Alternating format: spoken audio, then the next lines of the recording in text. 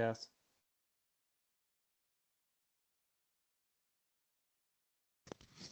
I can't hear you. Can you hear me?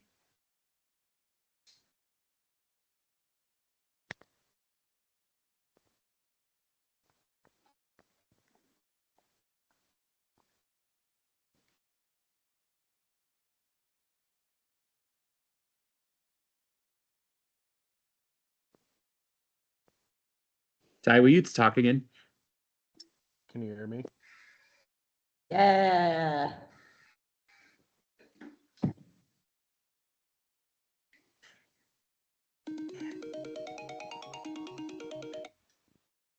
That's fine. Did you hear me, John? Yeah, something happened that was weird. Hold on. Can't hear Cass. Oh, Can you hear me now? Now I can. good. Okay, cool. How's your day, Ty? Oh, busy. Yeah. Installed a door, and it was tricky because their house is crooked. Would make it hard. That's how you know you've got a real house. If it's That's too, how you know you have a. That's how you know you have a Netherland house. Yeah, it's too easy. it's like a velveteen rabbit. That's what happens to a house. Right. That's the perfect analogy.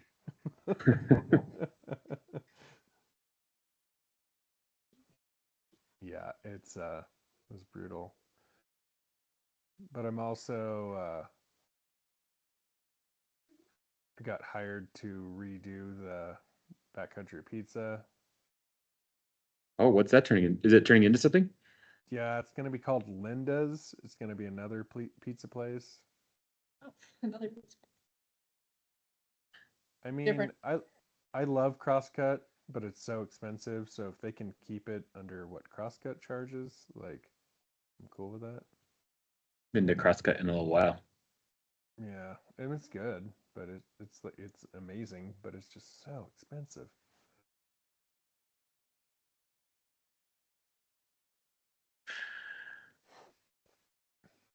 So, do you know? I mean, they're serving beer and wine. They're not serving liquor. Do they have the? Did they get the liquor license? Or do you For receive Linda's? that? Yeah.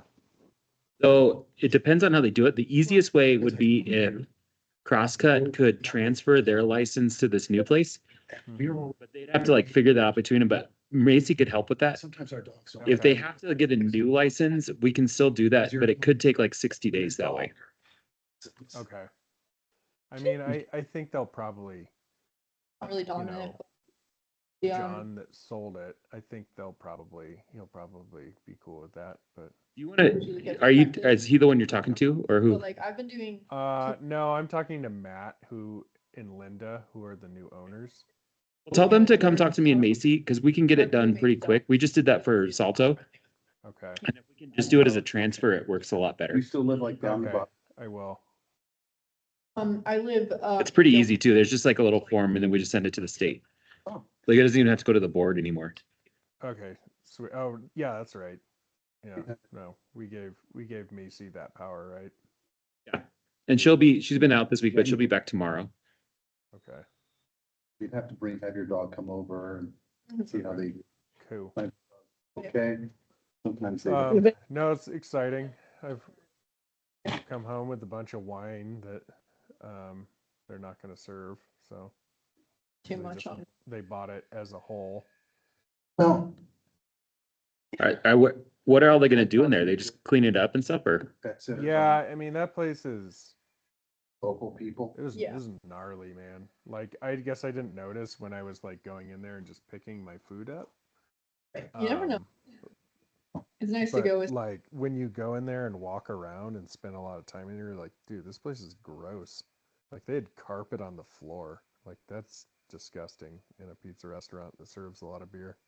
Am I wrong that they used to have way more video games in there? I feel like back in the day they used to have like several.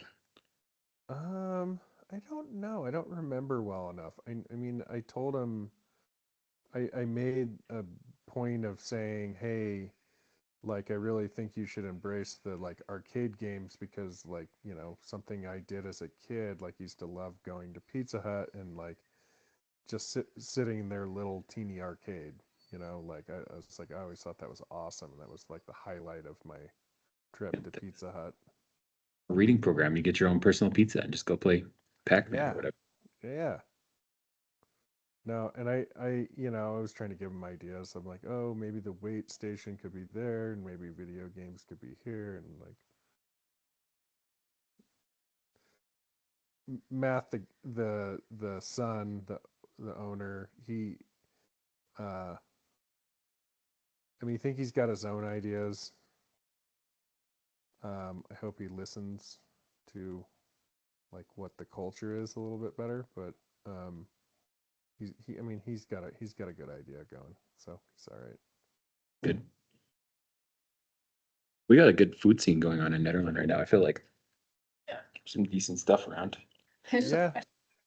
I mean, people don't expect it, and then they find it, and they're like, "Oh, that's awesome." The second time. Yeah. Tacos are so good.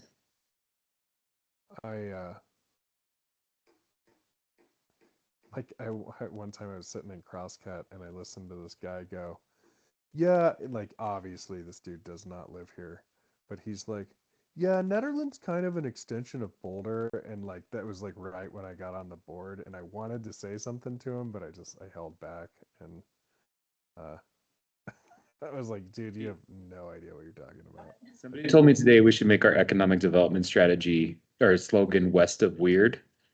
I kind of like feel it a little bit, but I don't know how it's taken. But I mean, it's not horrible. I don't know if I'd go with that, but that's pretty funny. super clear messaging, but West Yeah. of weird. Shirt I got from the Mountain Goat Tees or whatever says Netherlands, Colorado, stay weird. yeah, I like that. I like that one. Yeah. My wife has given me an ultimatum. I cannot buy t-shirts. Too many? She counted. I have like 70. Dang. But when they're a good slogan or something, you know, Yeah, it's hard to Yeah. beat. I have a bunch of Ned t-shirts. 15 of them. Okay. Yeah. I just got a shirt that says "Surely not everybody was kung fu fighting," and it's my favorite. That's pretty funny. So one thing, I sent an email to the mayor about that proposed ordinance regarding town boards. And, you know, I don't really know what policies the trustees want to set. But I didn't note in there term limits on board members. And that's what, you know, I can understand a rationale for doing that. I don't necessarily have a problem with that. But the one thing I would note is the problem that we seem to have with boards is finding people to serve on the boards, not people sticking around the boards forever. Because I think the only people that are on the board now, this board, that when I started are me and Melody. I think everyone else has moved off. So I don't think we have a problem with people sticking around too long and not giving other people the opportunity. Because if it was like a whole bunch of people wanted to be on boards and people were sticking around, I get it. Yeah. But I think you're gonna really run into issues filling up the boards if you do that. I wholeheartedly. And also, agree. there was a thing in there about you can't serve on more than one board at a time. I see, it, and it's the same thing. And you're in the Right. BZA. I'm on the zoning adjustment board I did not know that. as well. They You guys haven't met since I've been here, I don't think. We haven't met since I've been on the Yeah. board. I'm an alternate member. They've never had a meeting. I've been on about a year. Okay, So I don't really see a conflict of me being on those two boards. And you know, look, if that's what the board of trustees wants to do, that's cool. We can- Just, we can talk about the whole group too. I just want to tell you, those two items are not going to be in the final oh, ordinance. they're not, okay. There was like, the intention was to create a conversation. We're trying to figure out how to do that the best. Like, cause you want people talking about those things, but there won't be, the board already gave direction. They don't want term limits either. Also- And the other thing too, Okay. it's fine. It's also, Roger, I'm sorry, but I didn't mean to interrupt you, you but know, I didn't see the zoning adjustment board mentioned at all. because their authority is purely statutory. And this is So like, is the. They're in a different article or whatever. planning commission has a statutory and a legislative role. Okay. So that's why. So it's, Okay. the real thing is like the legislative activities is really what it's talking about and just putting them into the code. But it doesn't have, and that's really what what the next process is. This isn't like gonna happen on the 19th. It's gonna take what it takes, but we're just trying to get the conversation going with everybody. So I imagine this was just copied from another town's. Bits and pieces. Yeah. So Jennifer drafted it, and I think what the goal is to give the conversation and then figure out where we need to be. But the board, that was the board's direction. They didn't want to do term limits either. So last night we talked about it with PC too. And they, that's largely the same. Like, you got guys like Roger who've been on also for a long time, and he has a huge body of knowledge. So that's important. Well, for that one in particular. Yeah. I mean, this one, you could have new people every term and it wouldn't impact the way the town is run. Yeah. That one, you really need it. Agreed. And I don't know about zoning adjustment because even though I've been on it a year. we've Never. I don't had- know if you're allowed to have a work session there. Because it would be nice to do that just to bring everybody together, maybe, Yeah, but what's the point? I mean, like, it's such a small town, right? Yeah. I imagine, and it's almost entirely built out and it's almost all residential. Like, I don't know how many adjustments people are gonna wanna make to zoning. Yeah. So, I actually do, Yeah. since we're not in any official business, just personally, I'm on East Fourth Street. Behind us is Fifth Street that is, what's the medium density, I think, medium density residential? Yeah. And all the lots behind us on Fifth Street are big enough to where most of them are conforming lots. On Fourth Street, though, where I am, every single one of these lots, except for one, is non-conforming. They're all smaller than the 8,000 for a medium density, and they actually fit the low density. And I might want to add my house here in the next few years, which would mean I would need to go Yeah. to Well, zoning adjustment. You want to do get- ADU or just a bigger footprint? Depends, I'm not Okay. sure yet. But yeah, I might want bigger footprint. I mean, right now, my bathroom door is definitely not up to code. It's about this Oh. wide. That was in the comp plan to talk about that a little bit and try to make non-conforming, that could be legal, Mm-hmm. So we might be able to fix that with the town process too. Well, and I think the other solution, rather than just an independent variance, is to, I have to talk to my neighbors. I know the guy right next to me is open for it. He actually owns the 2 lots next to me. But just rezoning that whole block down to low density where it actually fits. Do you know how big your Overall. lot sizes are approximately, or? 4,000. Okay. I can talk to Britt about it, because I know we've done a little bit of work on like what it would look like to try to fix some of those things in Yeah. town. But we can follow up with you on, I don't know if you're ready to do that now, but we could talk about it. Just more a note of like, that's Yeah. what the BZA does, and that would right. be It's the true. kind of thing that comes forward I and, sleep a couple times a decade, it sort of feels like at this point. yeah, yeah. I mean, none of our setbacks comply with medium density, but they do almost comply with low density, so there's a lot of things about it that are just not sure. which There's only way to there's a go, couple but- little residential areas that just don't quite work the way they should. There's the one in the Wolf Tongue that we talk about quite Mhm. frequently too, and that one Mhm. could be fixed. Yeah. And I think with our housing issues, we should make every residential property that could be conforming if we can, so. Or easy to make it so you could live it in 2025. Yeah. That's a challenge sometimes. Ties crooked doors. So Did Uh, I do drop- we have- Crooked, now? crooked ass doors and crooked ass houses. having trouble joining, so I'm trying. Okay. Send her the email or the link. Well, we can wait a minute or so for her to. Yeah. And then, yeah, Jack is gone, but his note taker's on, so he said he'll do the notes afterwards. Are they gone for exciting reasons, or he? Told me. But Did he sent give me us an email, like, permission to vote him in as secretary? yeah, so I did ask him about that. And he emailed me at like 2 AM, so I'm pretty sure he's in a different time zone. Okay, that would Yeah. make sense. Cause they have exciting things happening pretty soon, right? I think. I think so. Yeah, and he sent me notes that he wants me to share during the agenda, so I'll just try and remember to. And did we get the June minutes? Did he, I did not look if he uploaded those.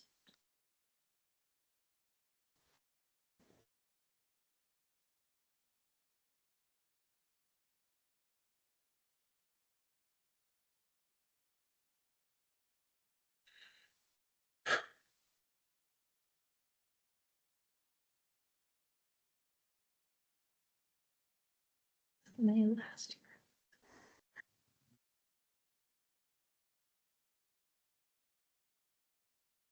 I see the June minutes in the folder.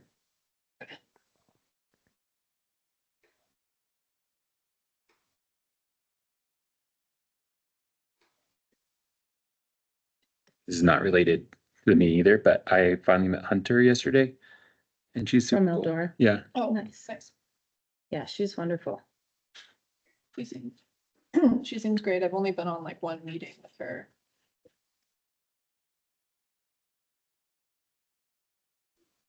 Yeah, she was on this board for a while.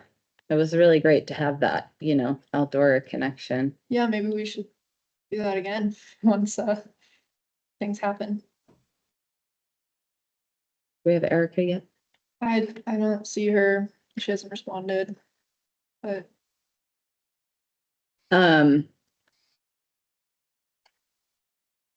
The other thing I noted is that membership prioritizes Netherland residents unless there's not that expertise elsewhere.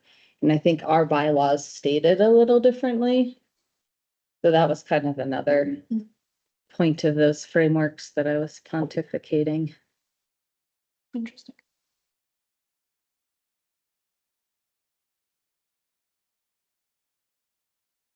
Because I don't think the DDA statutory allows it.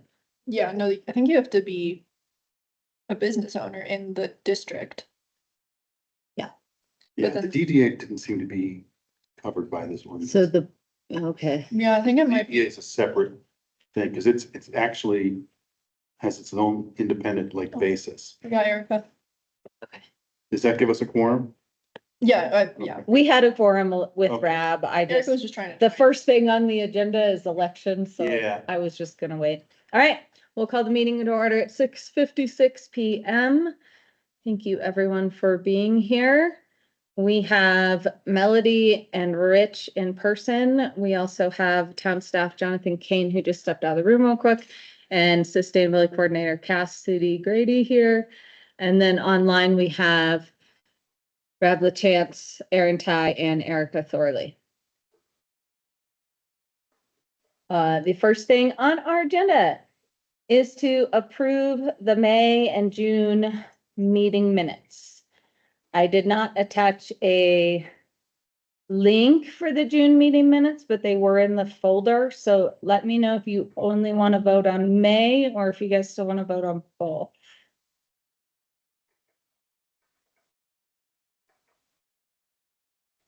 Let's just vote on May, and I didn't see a link to either of them in the agenda, so I apologize, I didn't review either.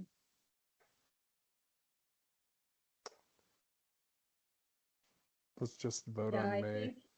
He had sent them out at the end of last meeting via email. From an email from Jack, I think, had the last. Okay, I am hearing we'll just vote on May. Any objections? I'm looking for a motion to approve. If not, Motion to approve voting on meeting in May. Second, all right, we'll call a vote. Rich, yes. Ty, Yes. Rob,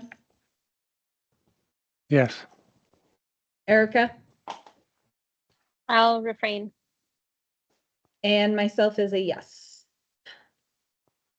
So May meeting minutes are approved. We'll approve June's next month. I'll make sure to send out a link to you guys for that. And then have to find my agenda again. Tab elections. So I put together a review document just based on kind of my experience, being on the board for so long. So I'm gonna open it up to the board for discussion. And or motions to appoint or whatever anybody wants to have happen. Motion to appoint Jack as secretary. Second, All right, we will call a vote on that. Cass informed us, Erica, that he's okay with that. So we'll call vote. Rich, Yeah. Ty, Yes.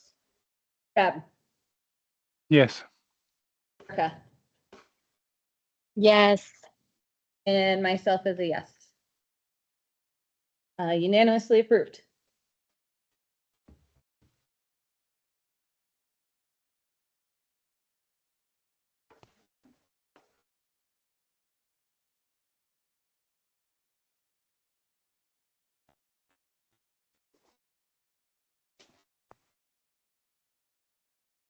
So we also have co-chairs to appoint.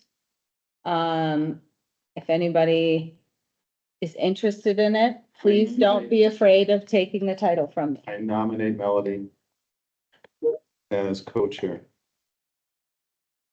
I would second that.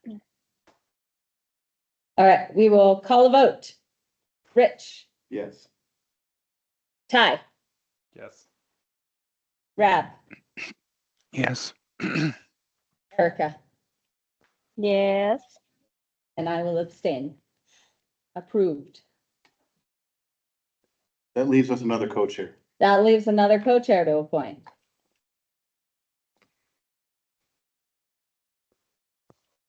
I would like to nominate Rich if he is up for the task. Oh. I will accept a third term as co-chair. Really too much. I think I've had to chair one meeting when Melody hasn't been here, so, sure. I might need your Hey, help. Rich, Rich, are you concerned about the precedent that might set for other offices running for a third term?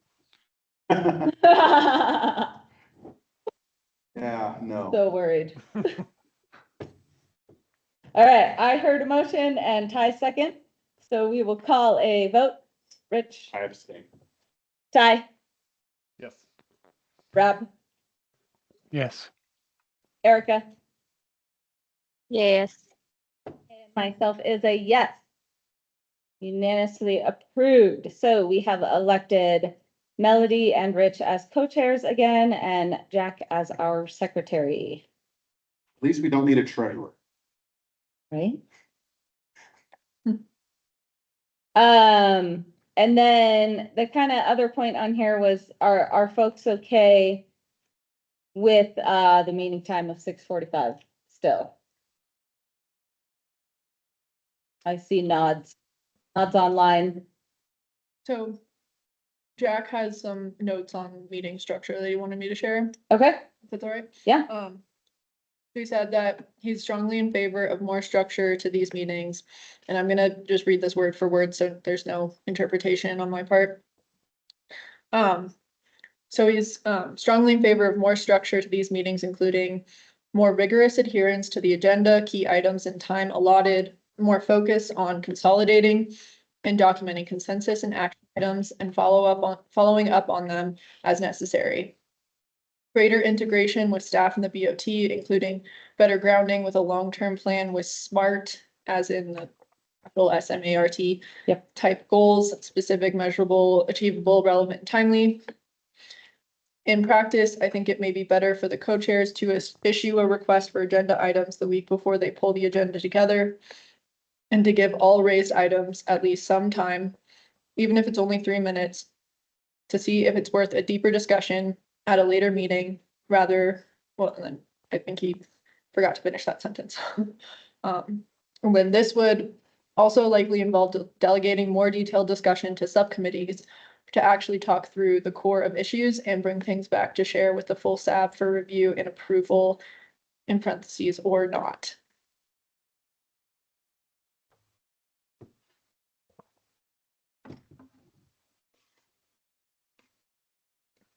I dig.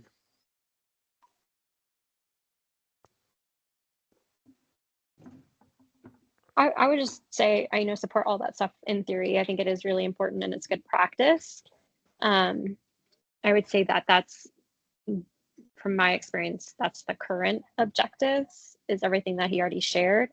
It's just how it actually is implemented and executed is where it gets messy. And I think that's just part of the process sometimes.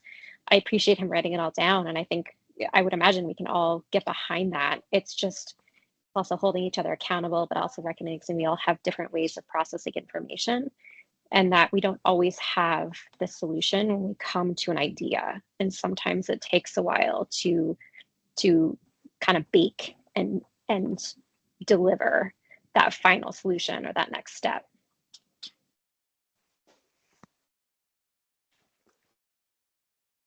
Yeah, and you know, regarding time estimates, it's really something that I just try to pull out of my head and throw on there. So if anybody ever has feedback on that, please let me know. And then if you do feel like we're going too long in a discussion, you know, I feel like every board member has the right to speak up and say, hey, let's consolidate what we're trying to say here so we can move on to the next topic. And we can move on from there. So, you know, like Erica's saying, we can all hold each other accountable to our meeting and what that is. I'm not sure other boards put estimates of time for things on meeting agendas. It's definitely not a requirement for us to have it. So, We do on the zero waste sub. But that's because we. probably only have- because we do. Well, we only have an hour and I Yeah. try and keep it like to that, And so, we always are we're at an hour. yeah, because of Rich. I mean, I think it has helped us stay on time better since we've implemented it. But if anybody doesn't like it, or like I said, has feedback on the amount of time I might put on any given agenda, please, you know, speak up. I think one of the things that resonates with me is, having some kind of process for agenda items, to put like a basically timeline for like when you would need a member of the board to tell you that they want an item on there, and then also the process for like, how do we get that on there? Like, if someone on the board just wants it on there, is it on, or does it need to be like agreed upon by like multiple members? Yeah, we've always done it if there's like an ongoing issue. Those are kind of automatically put back on the agenda. There hasn't been a lot of times that other things come up besides that. But when there has, it'll be one or two SAB members might, you know, talk to each other or talk to me. And then I can talk to other SAB members individually and say, hey, is this something we want to discuss? And then it goes on the agenda. But like I said, that doesn't happen very frequently. It's typically just rolling over those current things. And then if something comes up at a meeting, obviously we're all here talking about it. And then there's multiple board members wanting to put it on the next agenda.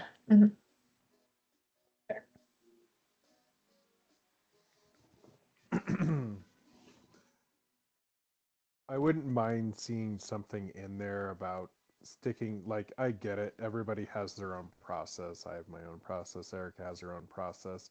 But I feel like if we have that kind of there, like, you're right, people need to be able to feel safe and say, hey, I don't feel like we're sticking to the agenda here. But I feel like having something in there and saying, okay, we need to like stick to, you know, I can't even say what time limit that would be, but trying to figure out some kind of time limit, because I will say, not that some of these things don't need to be discussed, they absolutely do, and they need to be discussed in depth, but I feel like sometimes our meetings can run a very, very, very long time, a lot of times longer than BOT meetings. And I'm not saying that it's not worth discussing. I'm just saying maybe setting some kind of precedent to kind of stick by wouldn't be a terrible idea. Yeah, so since I've been on the board, SAB meetings have been projected to be about 2 hours. Mm-hmm. In the last 2 years, we've actually typically gone under that, except for a handful of meetings where we've maybe gone 2 hours and 15 minutes or 2.5 hours.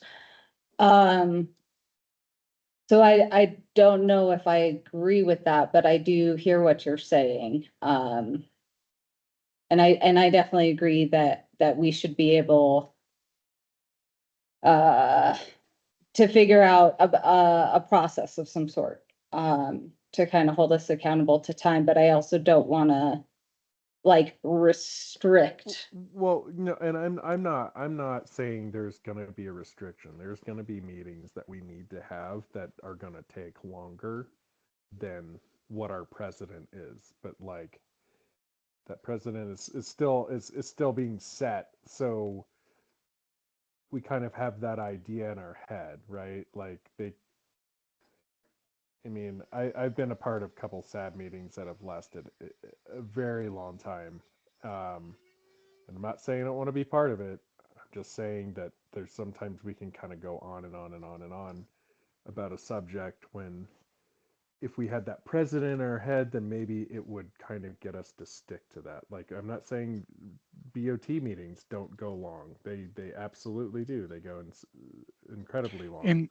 In the spirit of abbreviating the meetings, I think that there's a presence of saying that we troll on about particular issues and that we should all acknowledge that and take ownership in that. And maybe we can move to any other issues that people have. This Agreed. topic. Agreed. I think that the times that Melody puts in the agenda are not like, tablets carved in stone from Moses on the mountain. Right. I think that if we set various times and that fills in the meeting, that we do need to try to abide by those. So my suggestion, I don't know how other people are going to feel about this, is if we hit the time period allotted for a topic, someone needs to say, we've hit the time period allotted for the topic, so that we're at least aware of it, and we can go past it if we want to. And But- we can ask for an extension, like 5-minute extension or Suggestion would be Cash just does that. And we 30 minutes on this topic, that was the allotted time. I motion that we delegate this responsibility of timekeeping to the newly appointed secretary. That's what I was gonna say. I second that, Rob. All right, do we need to vote on that? Is there any further discussion first? I would say yes, but if the secretary's not here, maybe Cash should do it. I can agree with that. Okay, In lieu of, I agree Erica? with that too. Just saying, I third that. since this is informal, I don't know, Yeah. do we need to take a vote on it, or are we just gonna do it that way? No one seems to object. well, Any if we make, objection? if we make a second, we should just vote on it. I vote yes. All right, that's a Richard yes. Ty, Yes. Rob, Yes. Erica, Yes, poor Jack. and myself as a yes.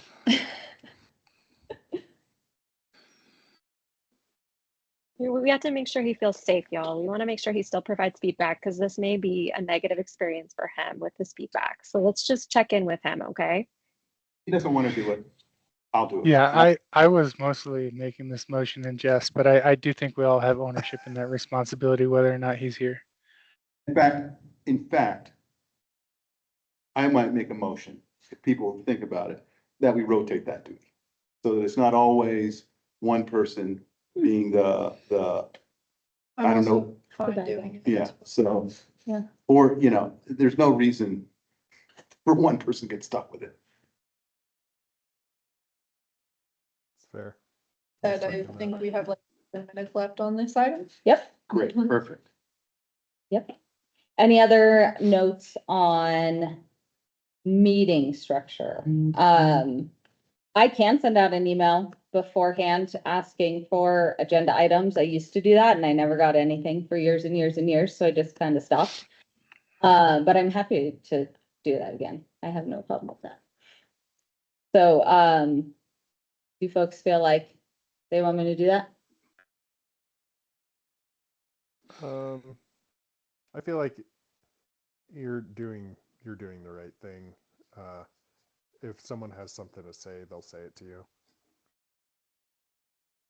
you know. I think you and I could do a better job of like I could email you earlier about things that I put on like the forecaster and stuff, Mhm. just so that we have that conversation before like the week of, because I know sometimes it can get busy. Yeah. Yeah, it all depends. My Wednesday nights are usually super busy, and so it all depends on what my Thursday looks like, whether I can get it done before I go to work Mhm. or whether I'm gonna get it done Friday. But yeah, Melody, can we work backwards, ask you as well? Because I do think sending out the draft agenda is a really good practice because it just like gets people thinking about the meeting and then sees what's already on the list and thinks about things that might have come up in the last few weeks prior. I think it's a good practice again too. I know it's a lot of work. Hopefully it would just be automated for you. yeah, it's not necessarily extra work. It's just, doing it a week earlier so that folks have that agenda 2 weeks in advance and then give me feedback and then we send it out the week before as official notice. So it has to be announced a week before the meeting. So it has to be posted last Thursday. Not has to, but when we talked about it a few months ago, that was the direction I thought I was given, was to make sure that staff has it a week beforehand so it can be posted a week early. And then if things come up in the last minute and they really need to get on the agenda, then we can do a new agenda, 24 or 48 hours or whatever in advance. The law is just at 24, and you can still talk on other business. You just can't have a super wide ranging conversation if it wasn't posted. Yeah, my main understanding was that we can't take action on items that aren't posted. I think Okay. that's probably the best way. So Melody, what if we did it not like a full week, but what if like if it worked for you to try to send out an email on Monday, the same week that the agenda is due to staff, and just give us a couple of days. And if that ends up being Tuesday, then we get 2 days prior, just something that like even just 24 hours, I think would be good practice for us to just add items and review. And then just set that deadline. If nobody gets back to you, nobody gets back to you.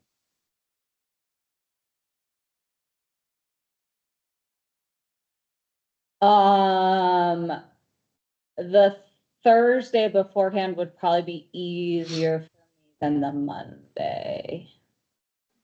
But yeah, So like 2 weeks before the SAB meeting. Yeah. Essentially, or that Friday. right? And I also wonder if we just want to have that conversation at the end of each meeting then and just say, hey, just to circle back, what would everyone like to talk about for the next meeting? Because 2 weeks ahead of the meeting is quite a big stretch of time.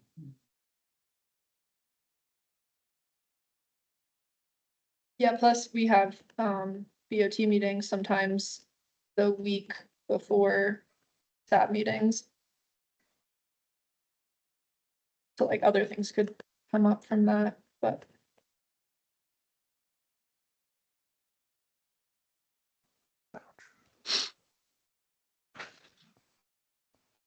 Or I can send a draft agenda to Rich the week before. And then he can send one out on, Sure. he can send it out on Monday or Tuesday. Yeah. Or I could maybe schedule the email, right? potentially Email, I guess, but then it wouldn't be able to be updated. So if anything came up in between then, Mhm. yeah.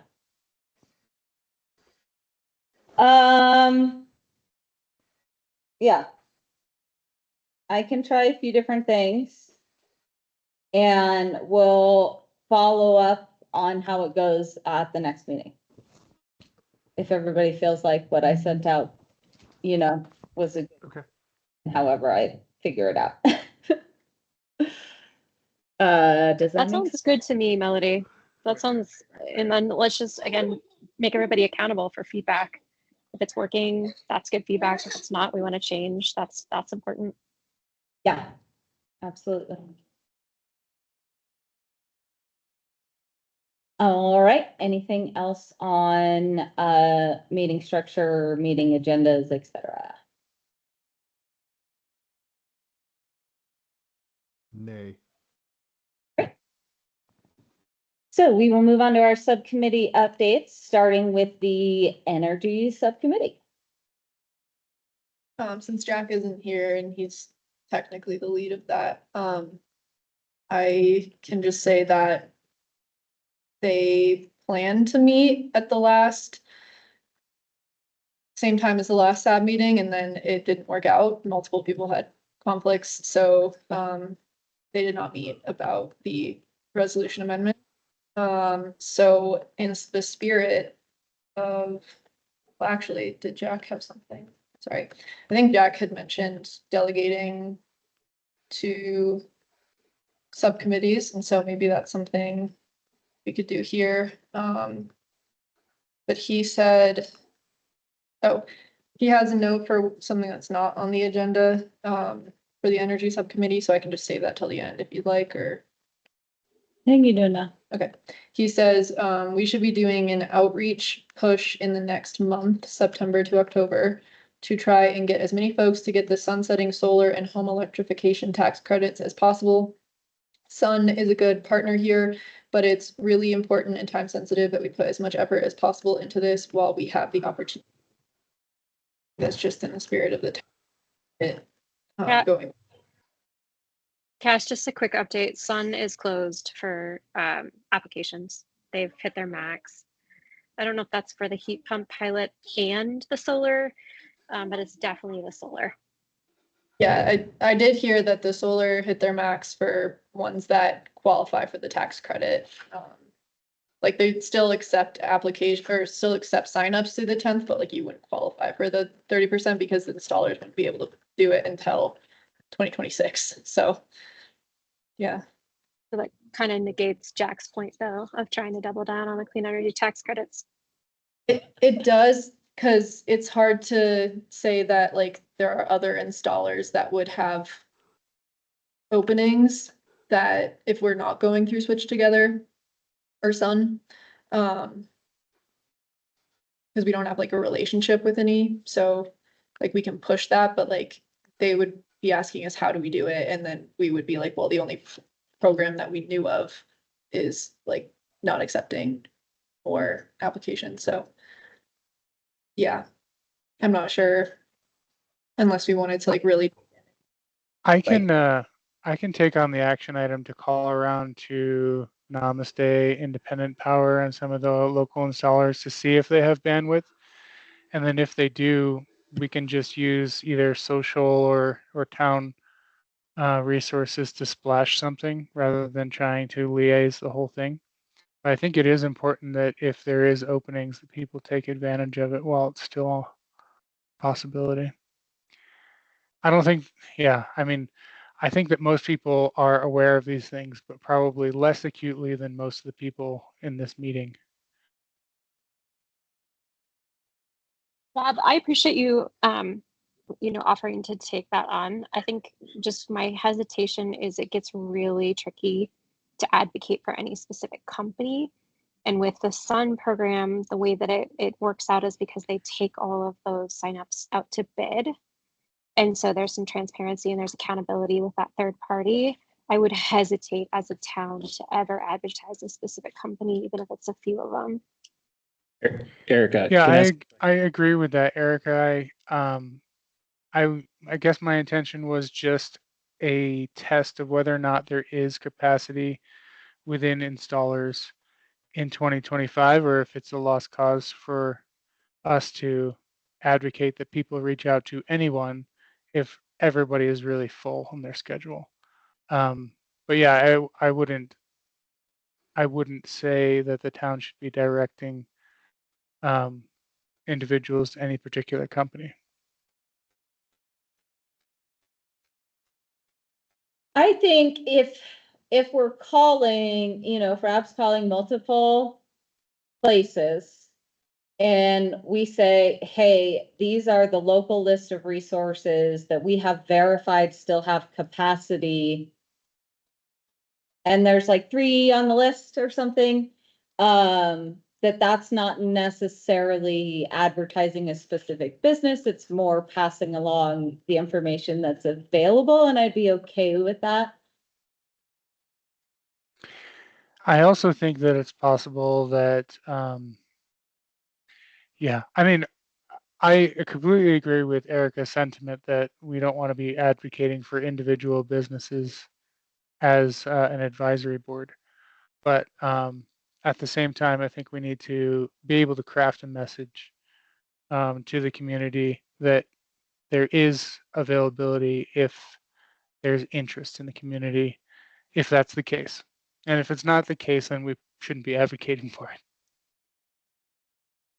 So I guess the volunteering was only in the spirit of not killing the initiative of sending it up the flagpole, which I think would be the alternative given our current program partnership is closed.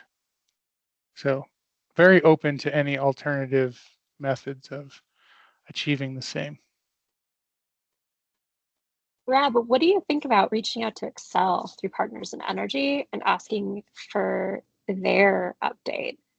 Because we could also tie this into heat pumps too with their clean heat plan. Like they're required to rebate a lot of heat pumps now moving forward. So it would be a benefit to them, I could see as well.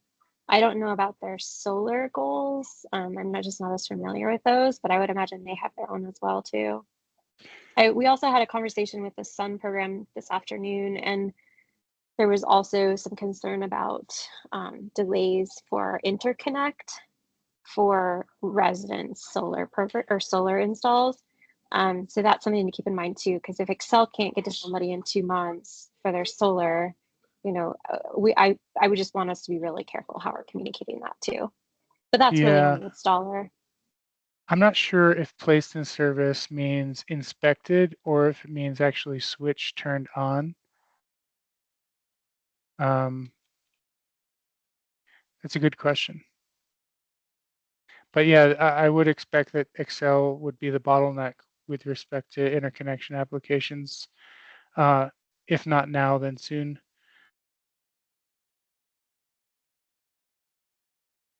Yeah, I think today's conversation was like plugged in and creating power with Excel and Excel acknowledging that.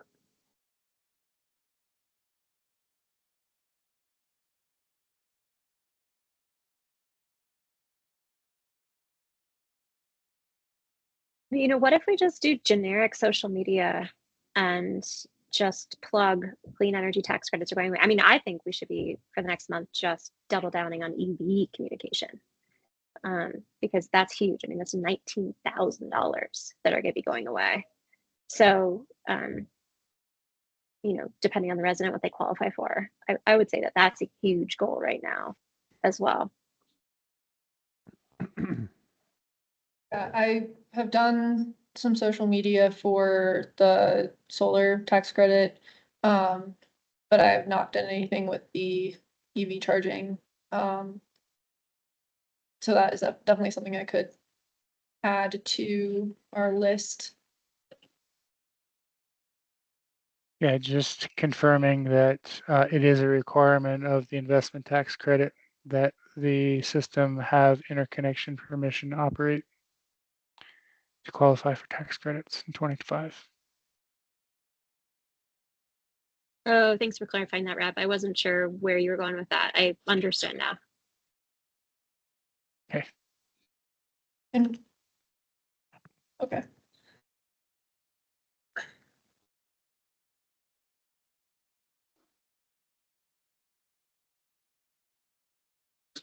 I'm gonna forward everybody to Boulder County's EV newsletter they sent out last week or the week before. Just so folks can see that. But there's a lot of good content just to copy and paste in there too, Cass, for social media EV stuff. Perfect, thank you.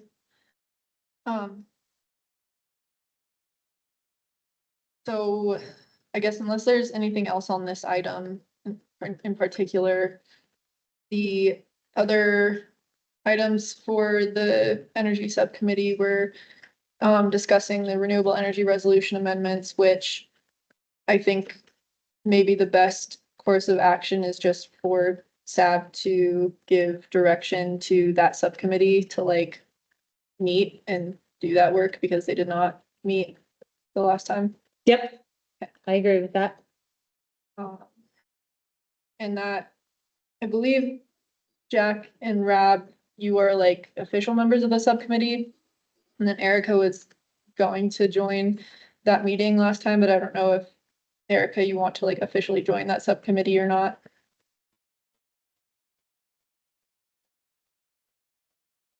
Can we can't have three, can we? We Because then can, have to publicly notice. would have to publicly notice it if there are three, but I mean, it's not like a rule that we can't. But I think ideally subcommittees have two or less. And so you could potentially post as recurring too, if you wanted to, if you had it set up that way. I don't think there's anything in our code that, as long as you post it, and it really only needs to be the 24 hours thing, but you can have that recurring thing in theory.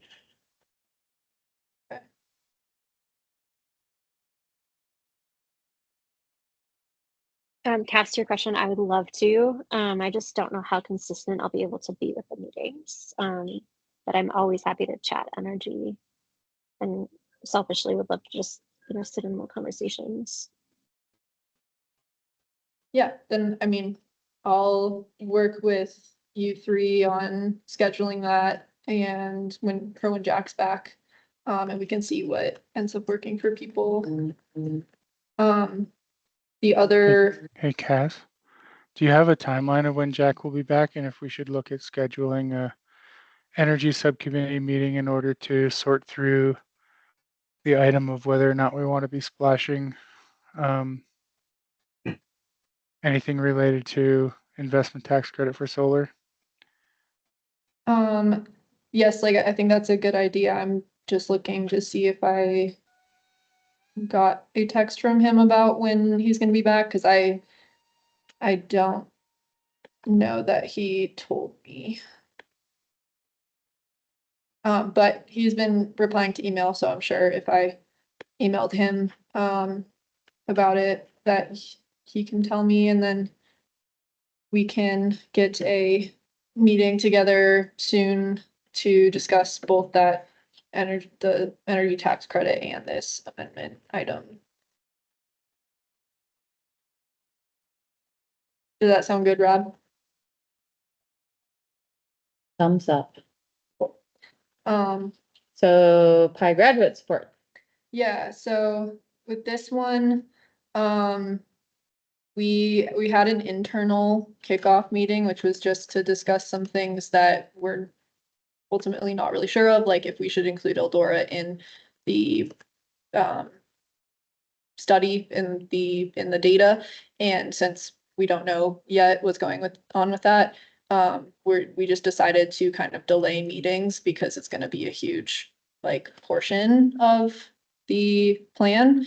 And it's going to affect our tracking and data and yeah, just kind of everything. Mhm. So I think we decided to delay meetings until like end of September right now. But we also kind of delayed meetings because we wanted to have a SAB member actually on the like attending regularly. And we wanted to have this meeting to decide who that would be. And I did discuss with Ty, and you're welcome to add anything, Ty. But I think essentially, whoever we chose, we would have Ty like talk to the BOT and say, hey, we have a SAB member attending these meetings. Is that okay with you? And it should be fine, but just like for formality, since they like signed the MOU and everything. So I will say Jack did express interest in joining that. Since he was not going to be here, I did want to ask him and just let you all know that he expressed interest. I don't know if anyone else has interest in joining those meetings. Right now, it is myself, Britt, Grace Hood from Partners in Energy, Becca, forgot her last name, but Stock. Stock from Partners in Energy that you've all met. And then I believe Laura, also from Partners in Energy. And then Sophia Troutman sometimes will be attending, and then Nick Cole, who is kind of like our Excel regional coordinator.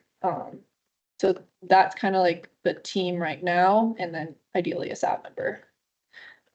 So I wanted to let you all kind of discuss that and also see if you wanted to vote on like who that should be or if anyone else had interest. Yeah, my initial question was gonna be, is this something we feel like should be a task of the renewable energy subcommittee to be, the kind of liaisoning members? But they're also kind of working on other stuff, so don't want to like pile everything on them. Right. I have sat on most of our PI graduate support meetings. So I'm happy to represent us there as well. But I'm happy to hear others' thoughts on that. I mean, I'd just like to know, like, anybody who expresses interest in this, like, please speak up. Yeah, and I think Ty and I also mentioned like if we had one person that's kind of designated, and then if they can't attend, having someone as a backup who can Yeah. attend anyway, but just like making sure that they're communicating so that someone's there. Mhm. Yeah. Yeah, I think if we assigned two, that would be fine. And then as long as one person, can make it, that's ideal. Yeah, and I should say the time commitment is 30 minutes, 30-minute meetings twice a month. So it's only one more hour in the month and spread out. So it's really not too much. It's just The other thing though is that those meetings are typically during the day. Right? Yeah, and we didn't schedule the time yet because I wanted to figure out Okay. who would be on it and make sure that it works. But I think it would probably need to be like during typical business hours, just because I and then also myself. Yeah. So if you don't have a flexible schedule where you have to be online 9 to 5, that's Yeah. gonna be tough.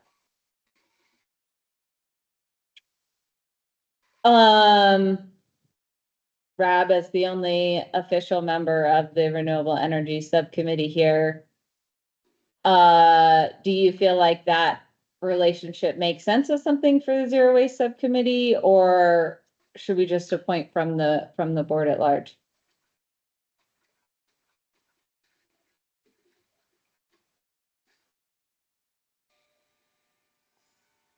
I mean, Sorry, it took me a second to process that. That was a question, right? Yes, sorry. Sorry. Yeah, I'm a little bit sick, so I'm a little bit out of it. Yeah, I think I'm going to abstain from that question. Anyone else have thoughts to the question?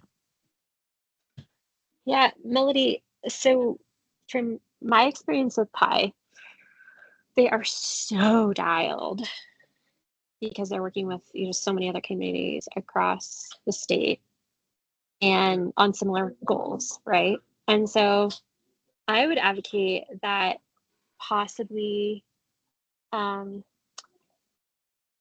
whoever's in the group, that's great. I would advocate for redundancy, so like multiple people, so that if somebody's not there, there's still going to be like a couple of people representing.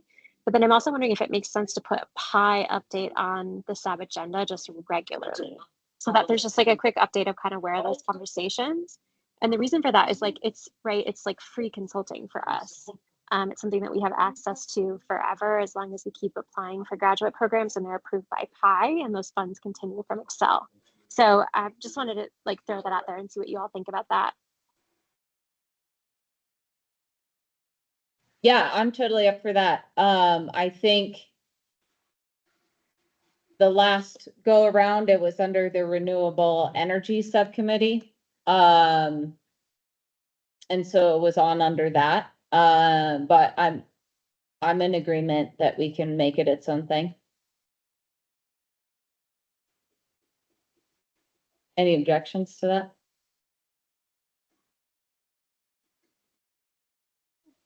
like a new subcommittee. Is that what you're saying? Officially or unofficially. Yeah, I guess it's just with where you put it on the agenda, it can either be its own item or it can be under the energy subcommittee. Update. Okay. So I guess if Jeff. I move to create a subcommittee that liaisons with the Pi graduate support team and the SEP. Rich seconds. I'm gonna call a vote. Rich. Ty. Yes. I Yeah. can't hear Rich. I can't hear Rich, by the way. I can. Yes. Rev. Yes. Erica. Well, I don't want to hold this up because if this is where y'all are at, then that's great. I don't know if that wasn't my vision of like a specific subcommittee, but maybe we have to do that to have it as its own agenda item. I was just thinking if we pulled it separate from the energy subcommittee, then Cass could also like speak to it, on a regular basis as well, kind of update as the kind of consistent person kind of holding that conversation and those efforts together. But if it has to be a subcommittee, sure. If it doesn't, I would almost suggest like maybe we don't create another subcommittee if we don't have to. Do we have to? We don't have to. That was kind of my easiest structural support to have us appoint 2 members to a regular meeting. You could appoint both energy subcommittee members to the meetings if the other subcommittee member is interested in that. Grab. Well, I think we were saying, we kind of wanted it separate, so I don't mind if it's Jack and Rob, but like you said, I don't necessarily want to put it on them either. With Jack not here and Rob feeling under the weather. So yeah, Grab did Um, express interest. He's like, if that's what the board decides, great. Okay. So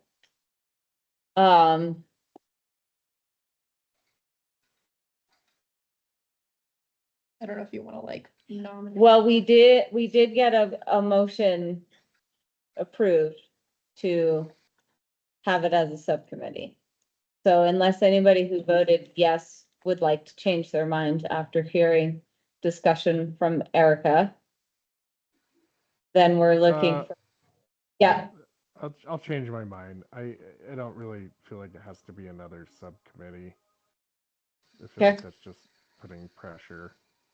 Well, so, Pressure that doesn't need to be and put. my poorly informed view is that if it's more than 3 people or 3 people or more, it has to be a subcommittee or it has to be posted.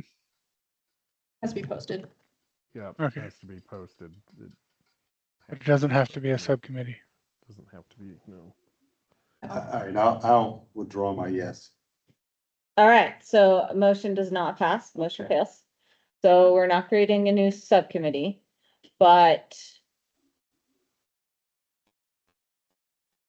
do we want to wait, I guess, till our September meeting to appoint somebody? Like I said, I'm happy to serve on calls. I haven't heard anybody else say yes, except for Jack is sure, it sounds like. If needed, I can sit in on a call too. If you guys missed too, the other option is Cascade is like just provide you an update for that one meeting and then. Yeah, we're already putting that on the agenda. He said that sounds great, so I would say he's very interested. But I would recommend that we have another backup. So Melody or Rich, if you guys want to be the backup, I think that's a good idea. And Cass, you could totally handle these calls. But from Yeah. my past experience, a lot of the PI work is community engagement and outreach. And I think it's an asset to have staff members there, kind of hearing the call, hearing the request, hearing what's needed firsthand, instead of you having to like play telephone to get people connected, if they have the time. I agree with that.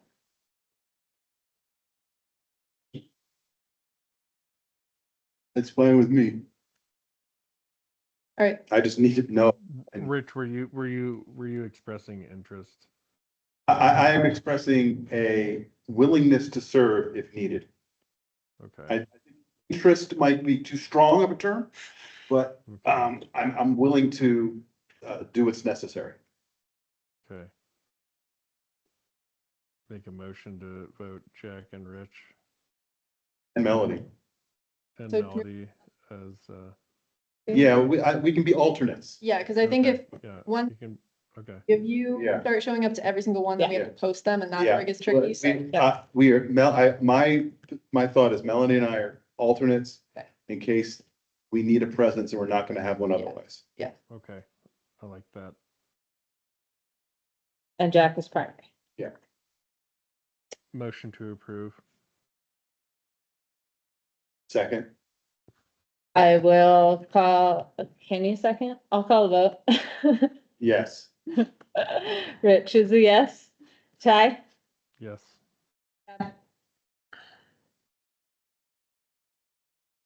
Rab? Yes. Erica? Yes. And myself is a yes.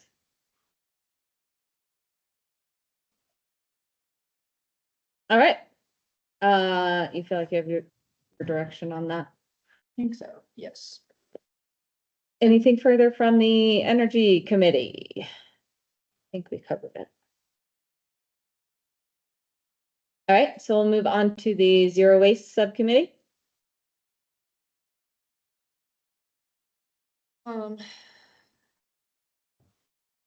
So first item for the Zero Waste Subcommittee, is the circular economy funding opportunity through Boulder County. So that, grant is due September 30th, like the full application. And the plan is basically to discuss the different options here. And these options are ones that the Zero Waste Subcommittee have kind of come up with, plus SAB has come up with, and we worked out some of them at the Zero Waste Subcommittee. So now bringing it back to SAB and then bringing it to the BOT with SAB's recommendation, and then bringing it back to the Zero Waste Subcommittee the first week of, so next week. And then basically bringing the full application to the Board of Trustees on the 16th of September so that we can actually submit it on the 30th, because we do need the board, the BOT's like official action item approval. So, that doesn't mean I can't check in with SAB again. If the board, says at the meeting next week that they, are concerned about something or have question, it just wouldn't be like before. It wouldn't be at our next meeting, because that doesn't give me enough time. Just so you all know kind of the process. The options that we have are, so home collection bins, so basically tabletop, countertop, food scrap collection bins that are given to Nederland area residents. They have to be within Boulder County. They don't have to be Nederland residents, but they have to be within Boulder County for these, to qualify for these funds. And along with that, we would do like education about, what can go and can't go in your food scrap collection bin to go into the compost unit. And that's essentially not so much that compost bins are expensive, but people aren't really going out and buying them and composting because they don't maybe know that the composting unit is there, or they're worried about doing it wrong. So it's just basically that kind of like reaching a hand out and being like, here, we can help you get there to that point where you feel comfortable composting. I'm just gonna go through all three of them and then we can discuss. The second one is the Community and Municipal Waste Diversion Initiative and Data Study. So this one kind of came from the Zero Waste Subcommittee's conclusion that we need more detailed or granular data than what we have, which right now we have information on the transfer station and what they, and other haulers and what they, are collecting, but we don't necessarily know what happens at all the different events. Like we can see it, but we don't have the data. And so like doing some kind of data study at events and also municipal buildings where we can control, the bins better, then we would have some kind of information to inform how we want to move forward with like zero waste event criteria etiquette. So the other part of this is that we can't just fund a data study because that wouldn't qualify for this grant. We have to do some kind of like equipment, infrastructure, education. So we would combine purchasing waste stations for municipal buildings and potentially events with this data study. The other aspect of the data study is just like figuring out who's going to be doing those, that study, like who's gonna be doing the audits. Would we be able to hire people to do that? Would that be me? Because if it was me, then we could consider some kind of like extra compensation potentially for just doing the audits. Either way. And then the third option is basically just one component of that last option. Like instead of doing the data study and everything else, we would just focus on events and we would buy like specific zero waste stations that have, the 3 trash, compost, recycling, really nice signage. And then the other idea with that is that we would get volunteers who we pay to actually monitor those stations at events, because as we've seen and as EcoCycle has seen, just having those waste stations isn't enough. You need people to monitor them, but it's really, really difficult to get volunteers to do that for free. So something like paying volunteers to do, waste monitoring at all of the events in Netherlands throughout the summer would be kind of the idea of that option. Yeah, so that's a lot. And I just tried to fill in some of the like basics of what the application was asking for each, so you could see, but I didn't want to like go too far in on any one option until we decided. To start with, does anybody have any questions on those 3 options? Okay, no questions. No question. I had a quick question about how you landed on the different funding requests, because I believe the whole pot is 100,000. Is that correct for this year? I thought it was 50,000, but I could be wrong. Oh, that would make sense, Cass. I think it was 100 last year. That would make sense that they've cut it down. Yeah. And I think they funded 5 different projects last year. This year it's 50,000 and our request can be, between 1,000 and 30,000. Hey, y'all, I'm gonna step out for just a minute. I'll be right back. What's the amount requested for number 2? I I don't see it. maybe I forgot to put that in. I think I just like, I didn't know how much like it would be to hire a contractor to audits. So that one I just left blank because I think I need to do a bit more research on it. Do you know what the volunteer hour stipend cost was for option 3? So I had put in $20 an hour. And it would be, like, I think I just did some math, like we have, I don't know, 10 main events or something, and they're gonna differ in amount of time that the volunteers need to be there, but it's like half a day. And yeah, so like these amounts requested are like very, very not much based on anything tangible. So I would be doing like a full budget for Okay. whichever one we choose. I did say volunteer stipend at $20 an hour because what I heard from talking with, this woman who works at a nonprofit in Leadville that does this exact thing and hires volunteers to do it. She pays them $22 an hour. Which is, you know, it's really, really good money, but it's also like a really not glamorous job. And hard to get people to do it. Yeah, I mean, there's also, hazard risks when you're talking about having people sort trash. So that's, Mhm. a big consideration. Yeah, I can just, in the meetings, meeting really that we had on this at the Zero Waste Subcommittee.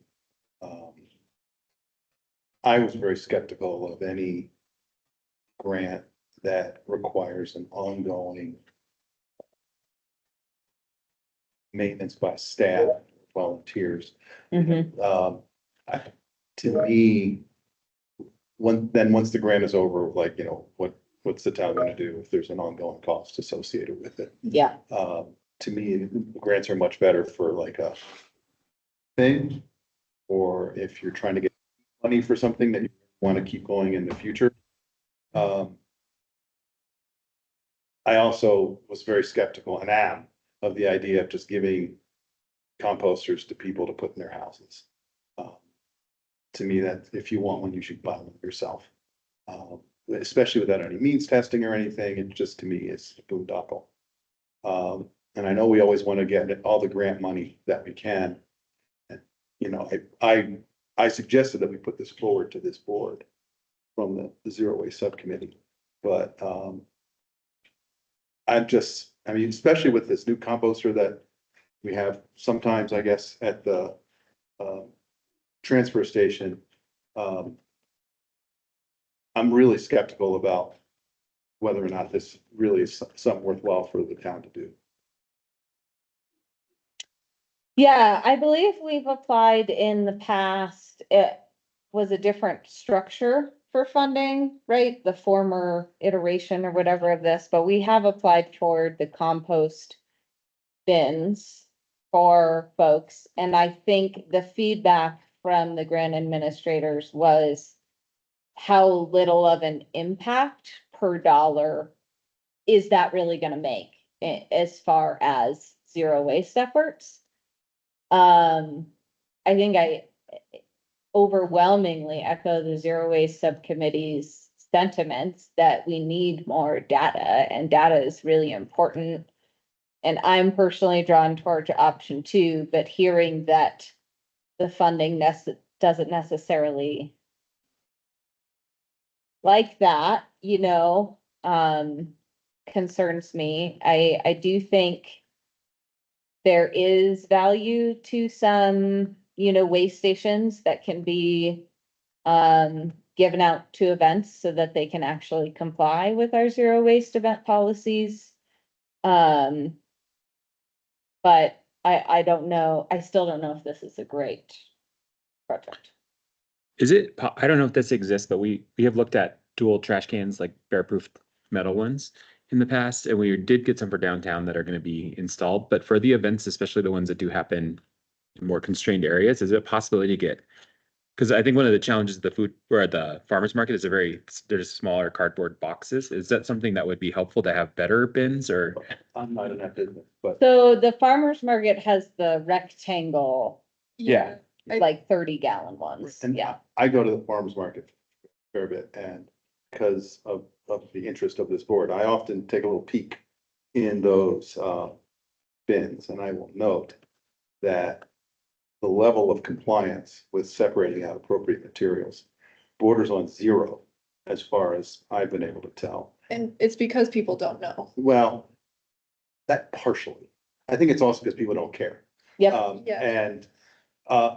And also, I think there's probably a segment of the population that is happy to do it against the rules just because they want to do it against what they're supposed to do. And I also noted, I was at the farmer's market last time, I think it was like 1 o'clock in the afternoon, so fairly late in the day. There was very little trash in those receptacles. So to me, I just wonder if, you know, the game is worth the candle. I guess, even to do that. Go ahead. I guess my thought behind this was like, it's not just for the farmer's market, like that happens throughout the summer, and yes, like it's not as busy, but like I was at the Party in the Peaks, like festival farmer's market. I was at Net Gravel and there was so much trash and recycling out there. And I was managing the waste at the Party in the Peaks, and like basically the main issue was that the farmer's market had all of the beer vendors, well, the farmer's market didn't have them, but the beer vendors were using plastic cups that were not recyclable, and the farmer's market didn't know that and did not tell them and didn't have a requirement for them not to use those. And then everyone thinks that they're recyclable and throws them in the recycling bin. And then I had to go through and take them all out or just trash the recycling. And so like there were that's like a big issue. And the main thing would be to like get recyclable cups for the beer vendors to use at that specific event. But the town can't I mean, unless we change our zero waste like policy, we can't necessarily like make the farmer's market make the beer vendors have aluminum cups. So it's like there's like multiple layers to it. Yeah, it's a struggle. It's a consistent struggle. I used to be the manager for the farmer's market, so I used to be the one sorting the trash. I am now a volunteer for the farmer's market, so I'm often still the one sorting the trash after the market. After Party in the Peaks, we did sit there and sort all those 20 zillion bags as best we could for an hour. So the farmer's market crew is doing their best to try and sort after the fact, but compliance during the event is definitely tough. Compliance here at the Backdoor Theater is impossible. Compliance at the carousel is nearly impossible because so many things say recyclable, and yet our specific facility can't handle them.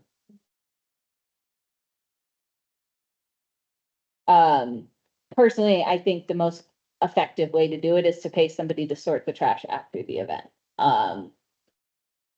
It's like a pretty miserable. How much do you think that person would get It paid? is, but I don't mind it.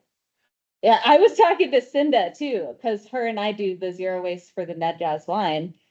And Cinda was like, I've changed so many diapers in my life, it doesn't bother me. And I said, I'm the same way, right? So there are some people of us that like really don't mind sticking our hands in somebody's old food. But it's a matter of having the right person available for all the events to help with that. Might have, I'm just suggesting there's a opportunity maybe to partner with the DDA on this, and they might be able to provide matching funds too, potentially. They offer now 2 park employees that are temporary in the summertime.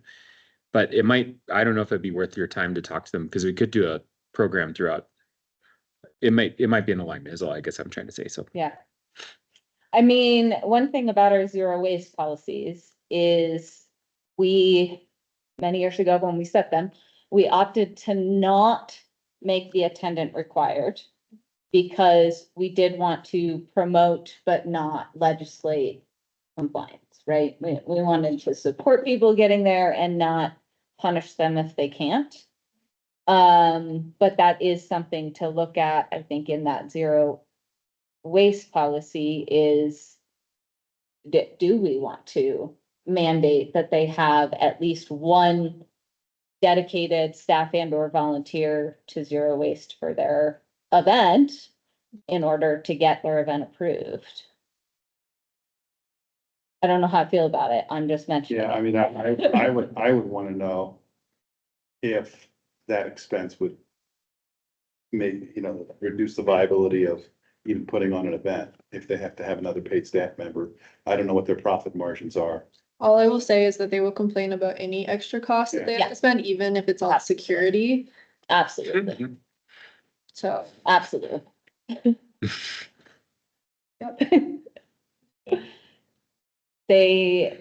Many events feel like they are providing a benefit to the town and that the town should cut costs and support them as much as possible in order to compensate for the amount of tax revenue that these events feel that they bring in. I'm not saying I agree with that. I'm just saying that I've I heard. mean, I would really like to see an analysis of that, but I don't know that it's worth spending money on an analysis. Mhm. Well, we are running up on like 40 minutes for these two subcommittees, just so everybody's Yeah, aware. but do we need to, I don't know, do we need to give you any votes or? We want to apply for the grant. Want to apply? Yeah, I think that's the main thing is just like. If we want to apply for the grant and if I want to go to the Board of Trustees with something and I say, oh, well, staff talked about it and they couldn't decide and they didn't think any of them were good and couldn't come up with another idea. So they're gonna be like, oh, well, then you shouldn't apply, Yeah. right? Yeah. So, Sure. Yeah. yeah. Can I ask a logistics question? So as far as paying volunteers, who would process that and how would that be done? I'm just not sure if the juice is worth the squeeze. I definitely understand that that's like a tougher aspect of this. I was trying to get in touch with with the person from the nonprofit that I discussed earlier. And unfortunately, she had a family member pass away, and so she's not available, but I was going to try and get some like clarity there. So I do not have an idea. I know that like it's tough because of insurance. That was just gonna tell you that if the town does it, we just need to talk to Sursa and make a plan for just to make sure there's no liability issues with that. But it shouldn't be that big a deal if that's what you guys want to do. And then one other question, or actually kind of a suggestion. So I like the compost bins. I think it keeps coming back and for a good reason. I don't think, I think 500 is just way too much. It almost suggests like maybe 50 and then also go for some like EcoCycle compost specific environmental education programming and partner maybe with EcoCycle and Boulder Valley School District and maybe hand them out in the school. And have that be kind of like that feeder program. When your kids bring home something and they say, hey, look, we need to do this, it's important for the earth, it does have a ripple effect in homes pretty quickly, especially because they're already connecting with the transfer station. I know my daughter went there last year and actually was on site with Billy and got a great tour. And I think with the InVessel, EcoCycle and BVSD might be interested in some more compost specific programming to highlight that. Cass, one last thing too, I do, grants are weird. You just never know who else is applying and the projects they're applying for and the grant review committee and what their highlights and their priorities are. But I'd almost recommend going for a little bit less money and making yourself a little bit more competitive that way, just because the funds are so much more less this year. Right. Yeah, that's a good point. And I do like the idea of handing them out in schools. I think since BVSD already, the school sends their food to the transfer station to compost, like it's just another like connection and like the education piece of saying like, yeah, you do this at school, you can do this at home too.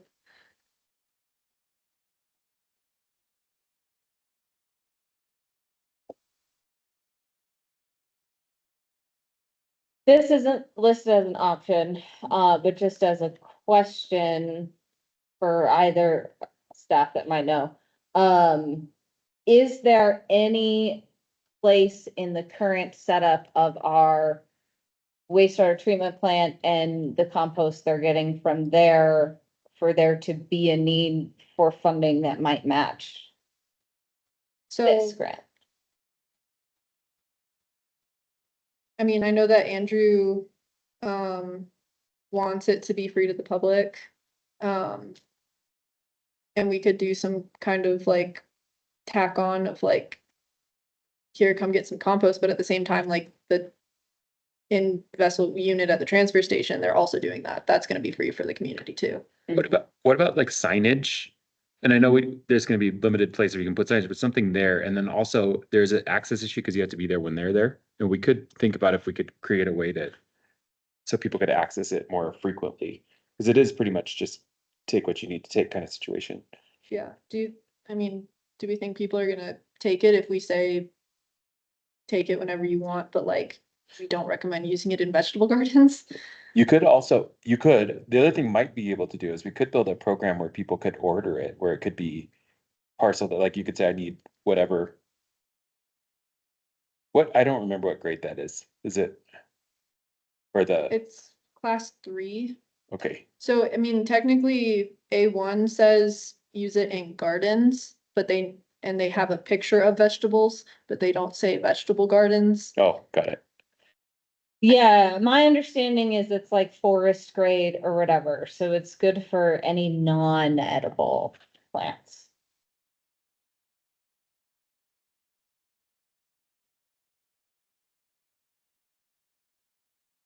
Flower gardens, all the flower pots around town that, what's her name that I'm forgetting? We used it on Gercio this year too, and it was Yeah. good. Curcio on Chipeta. So I think we need to make a decision at this point about what, if anything, we want to. Right. I lean towards number 2, because we really do need data. I just don't know if that's more competitive than another idea. I'll agree with that.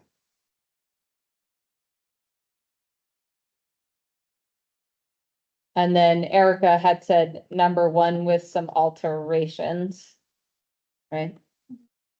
And we could add on the compost that we're getting from the wastewater treatment plant as like part of like compost education, Mm-hmm. and signage and.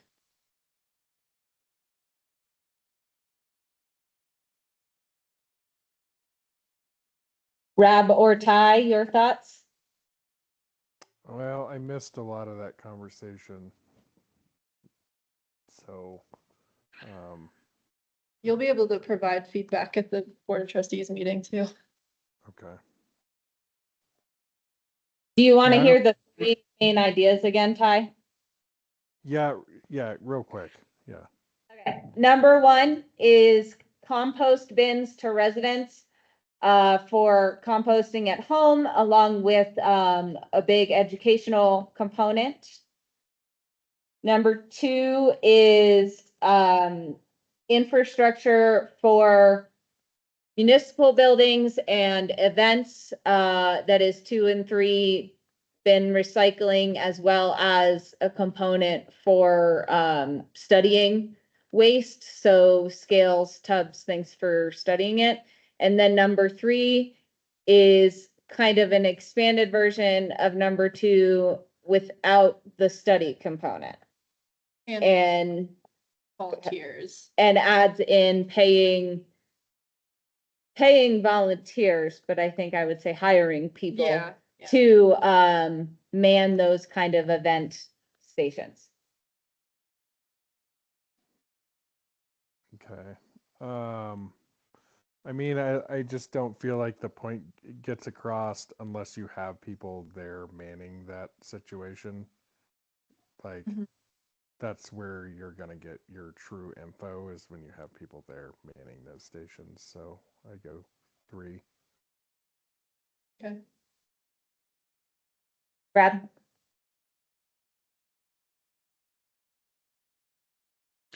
Sounds like an impossible question, which is why we're still talking about it in 2025.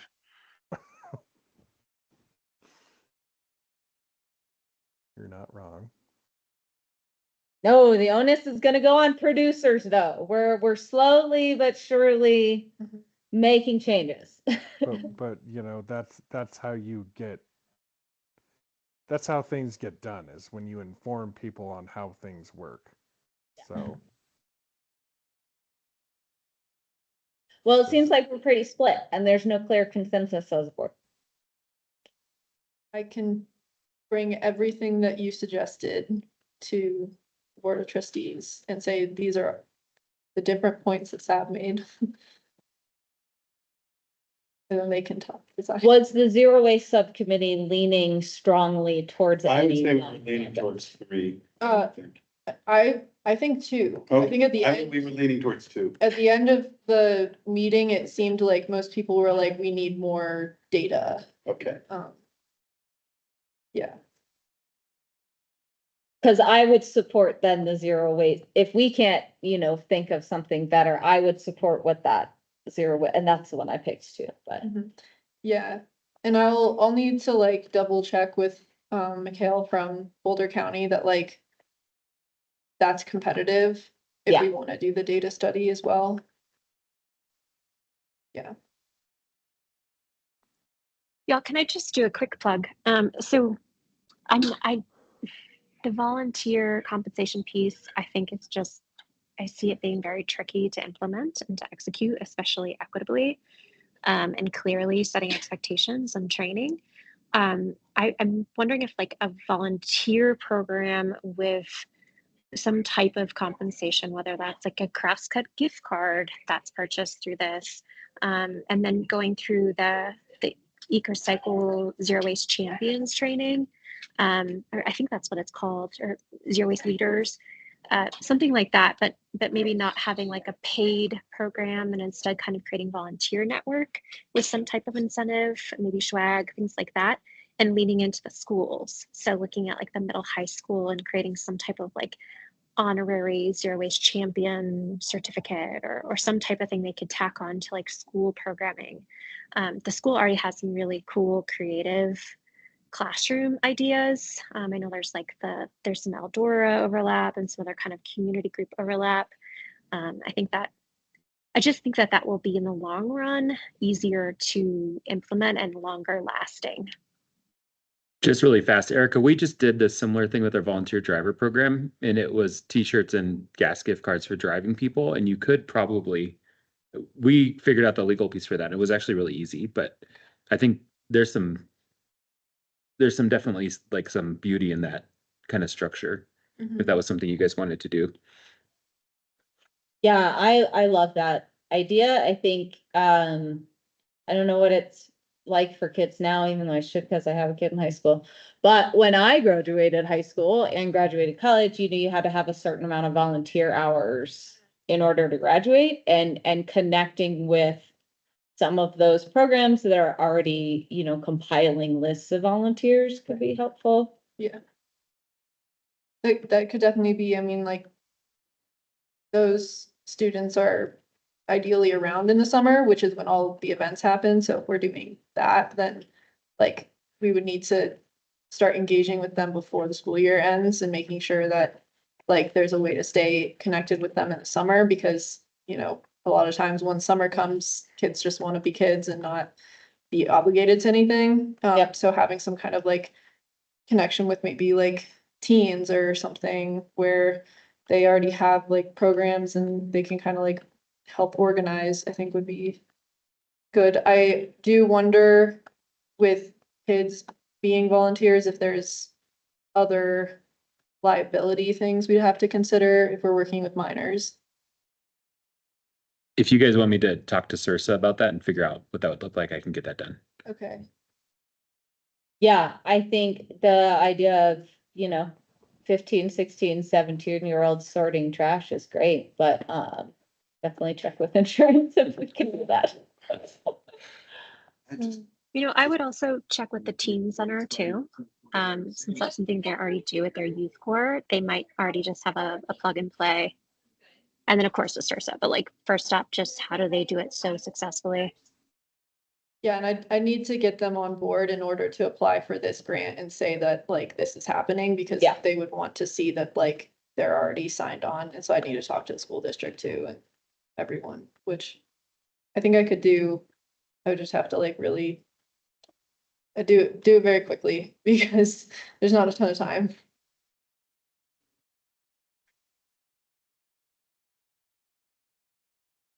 Yeah, or we write it as, something like Erica was saying, where part of our funding is to develop this volunteer program, and then it works with local volunteer opportunities, connections, and not necessarily specify anyone specifically, just because we might not have them on board in time.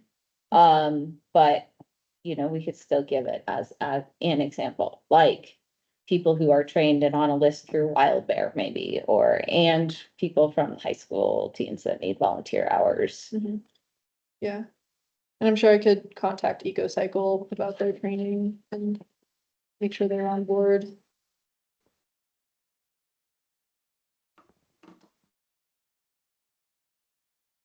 There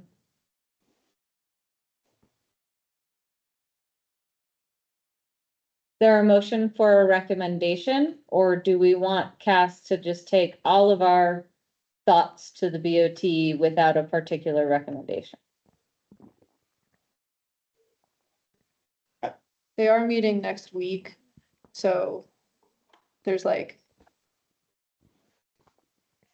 if you wanted me to do that, like, I'm not gonna have a ton of time to like develop out one option more, you know, in that time anyway, so that's fine with me.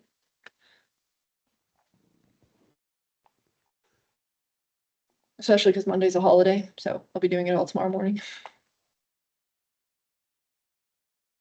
Any motions?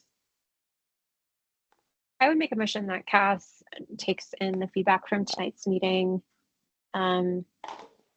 sits with it tomorrow, and considers all the options that were presented and different ideas, and then decides what she'd like to do as far as presenting and discussing with the Board of Trustees next week.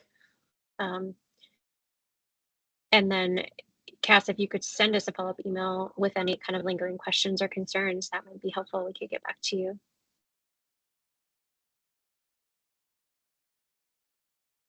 I second that. All right, we'll call the vote. Rich, Yes. Ty, I'm gonna opt out on this. I'm gonna let Cass decide. all right, Rob Yes. and Erica. Yes, if Cass agrees. I mean, this is up to her. I think that's a good way forward since we could come to a consensus. Yep, and I'm a yes, so. There's good reasons for all three projects, and there's some feedback on all three projects from our board. And we hope they can decide. Do you need any further direction for that? No, I'll follow up in an email like Erica said, with what the BOT says.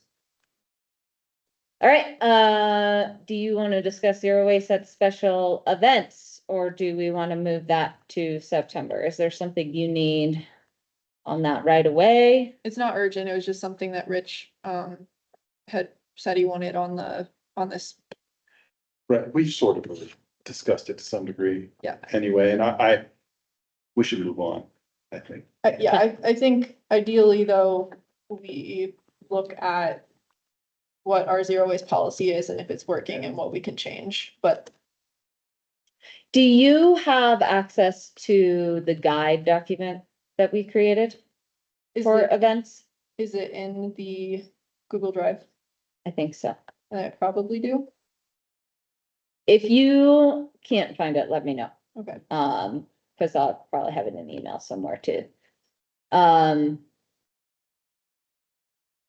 Because I know that was something that it was a long time ago, so I'm sure there needs some updates need to be made, but that was kind of our effort of, we're not going to regulate it, but here's all the things that are best practices that would really help your event if you did.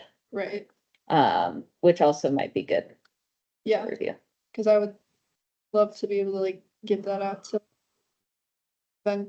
event organizers. All right, if there's nothing further on zero waste, then we'll move on to the sustainability coordinator update. Right. So just quick items. We are still working on getting this EV charger up and running. It went offline and the company has been really, really difficult to schedule anything with, difficult with responding. It sounded like people are on vacation. So we are going to schedule a meeting soon. Is this the stage 3 charger? Level 3, yeah. God, that thing, dude, seriously. So Cannot work. I can give a little bit further update on that too, if you guys can hear me. Yep. So I have gotten, we still have to set the date, but it sounds like Switch, which is the company that like does the charging portion, EFACT, that's the company that provided all of this and our warranty. John, myself, Cass will probably be on there. They have agreed to do a meeting to try to get it up and running. But I mean, Cass pretty much explained it. It's been absolutely terrible. But we're hoping with that meeting, and then our contractor who's been helping us. So hopefully with that, we'll be able to actually move forward and get it up and running. So hoping to have a better update next time on that. They're gonna have to talk to attorneys pretty soon if we don't get this figured out, so. Yeah, dude, seriously, this charger is killing us.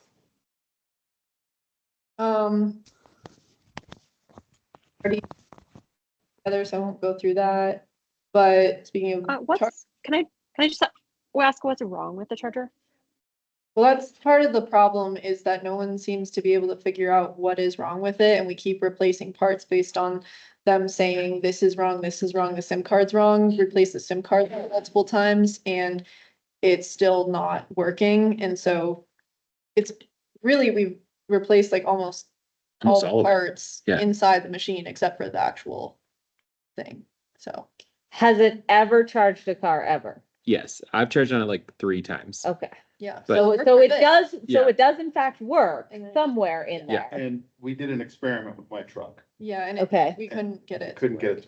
So the other side of that is like Britt and I have been talking, we think like, you know, whenever this first got ordered and it was received, it should have been installed immediately, and I don't think it was. Oh, And then it was also moved. Because the right? Excel infrastructure wasn't ready for Yeah. it. So like it should have been, it wasn't able to be. Yeah.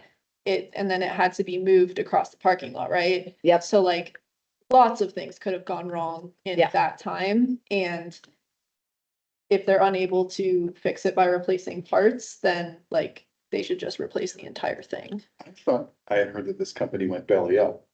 No, No, the they- level 2 company went belly up, Okay. right? Charge point? No. No, charge points. There was something like that happened, but Okay. they're still essentially operating. Okay. One thing that is nice is that there was some money put into the infrastructure itself, like in the transformer and all that Yeah. stuff. And so in theory, if we have to replace that charger, you're just putting a new one on the pedestal, but it's just, hopefully we don't have to do that.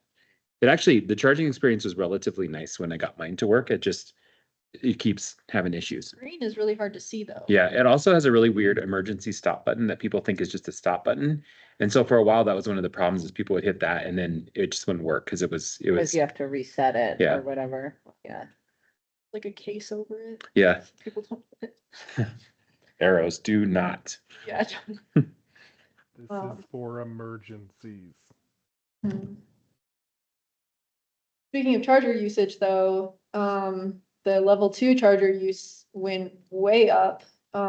We had like 185 sessions in July, which is like way higher than any of the previous 4 months. And that's great. And I'm working on doing a like costs comparison of like how much we're making versus how much we're spending on electricity and all that. Yeah, I think my only feedback on that is I would say it's probably gonna consistently be like that in June and July Yeah. and not necessarily any other months. Maybe a little peak at peeper season. Mhm. But just based on what traffic we get at the carousel, Mhm. we see 2 to 3 times the people Mhm. in July Right. than our average of like every other month combined. So, There's another reason we need a level 3. yeah. Quick general question. Oh, sorry, Cass, go for it. You're fine, Erica. Oh, I was just gonna ask, have you guys leaned into Drive Clean Colorado at all to help with this level 3? Maybe not from fixing, but from an advocacy perspective, just because their goal is to streamline and make EV charging easy. Yeah, we have plans with them to do a ribbon cutting when the charger 3 is fully up and running, but they can't really help us with anything else until then. Like, yeah. I have been talking with them. They are very aware of the situation. Some of their some of their staff like tried to use it and emailed us about it and was like, we're unable to use your charger. I'm like, we know. I'm sorry. We thought it was up and running and it's not. but yeah, we're definitely in contact with Drive Clean. Car share officially removed the car from Netherlands. There was no real communication there. So I don't really know why all of a sudden they decided to take it out, but we don't have like any sort of contract with them. We thought they were just gonna leave it there because Boulder County wanted it there, but they decided to pull it. And we learned because they wanted to take their account off charge point and needed our like permission to do that. And so that's how we learned about it. Yeah, so I will say I have gone on and tried to reserve it a few times when it was supposedly under Boulder County. Yeah. And it wasn't even an option on the reservation months and months and months ago. Weird. Okay. So I don't think they pulled it due to lack of reservations because it wasn't even online to So be they just reserved. pulled It was it. just sitting in the lot and they probably just didn't know what to do with it until recently. Weird. Okay. And once they figured out what to do with it, they pulled it. That would be my guess. Just a guess. That could definitely be it. I think the whole thing is we just don't know. Yeah. So, yeah. Already talked about the circular economy grant. Already talked about partners in energy. With the paper bag fee, we essentially were working on trying to get the stores that have been like radio silent about this, just aware of the fact that the bag fee is a thing and that they do either owe us revenue or they need to tell us that they don't issue paper bags, because there's plenty of stores that told me they don't even use paper bags. I'm like, great, like if you don't, they just use like, like Mountain Co-op uses boxes that they get from their shipments, and Yeah. also Yeah. that's great. So yeah, just basically working on enforcement. There's more details in there. We have about 1,400 total from our quarter 3, 4 last year, and then 1, 2 of this year. And I'll note again that Q3 is probably gonna be your highest quarter every year. And significantly higher than quarters 1, 2, and 4. Just because the amount of tourists in town that are gonna get bags. I mean, we saw it at the carousel. I think we gave out like 15 in Q1, only a handful more in Q2, and we gave out 85 in June and in July alone. Wow. So there's a significant difference for some stores. Of course, the grocery store is gonna be different, but. Right. So it's possible like Rustic Moose didn't give out any bags for the first 2 quarters. I don't know if they submitted or not, but it's possible that smaller stores like that give out none. Yeah. And then in July, they give out 50. Right. So there's just some seasonal ebb and flow. Yeah, that makes sense. Well, yeah, so that's all my reports. Any questions?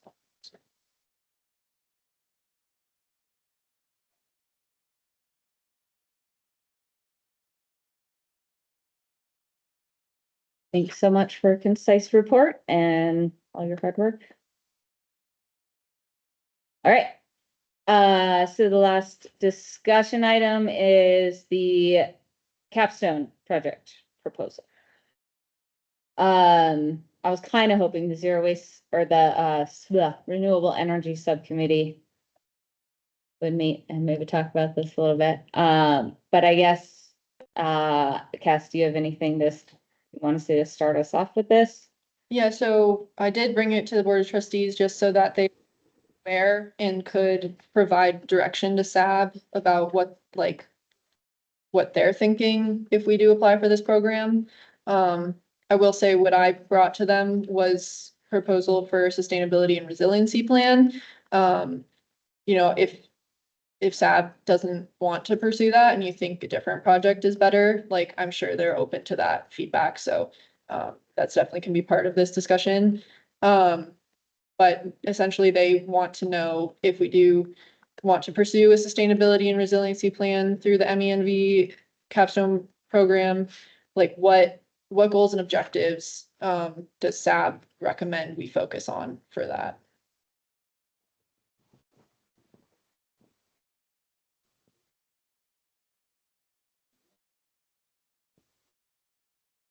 Anyone have any initial thoughts and or questions?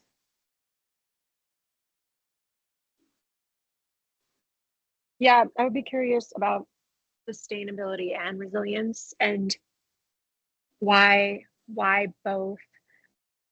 And my initial thought is like that just might be too much to be bookended with this capstone project, but it could be enough to kind of get the conversation started and do the initial research. But part of the experience I've had with this program is they really want projects that have a beginning, middle, and an end. And at least if they're in phases, like at least having those phases really well defined so the students really can kind of wrap up the project in that time period. But yeah, what was the initial thought with sustainability and resilience? I think it was more just to keep it open-ended to see if the board or SAB resonated with one or the other. Also to align with the comprehensive plan because it mostly talks about resiliency throughout that plan. And the other aspect of it being that with the current administration, a lot of grants for sustainability are no longer available, but like resiliency is still something that resonates. And so there's more opportunities out there by just like using different language sometimes. Yeah, I think what I remember is that, you know, we discussed, we haven't had a sustainability action plan of any kind by any official outside entity since 2014. We've kind of had different energy action plans with PI, other more specific, smaller plans, but not kind of a broad encompassing one. And so how can we get another sustainability plan? And then because of the BOT and the BOT goals at that joint meeting, they were kind of more focused on that resiliency framework. Because that's what, you know, the comprehensive plan had gone towards. So that's what I remember of how we got here.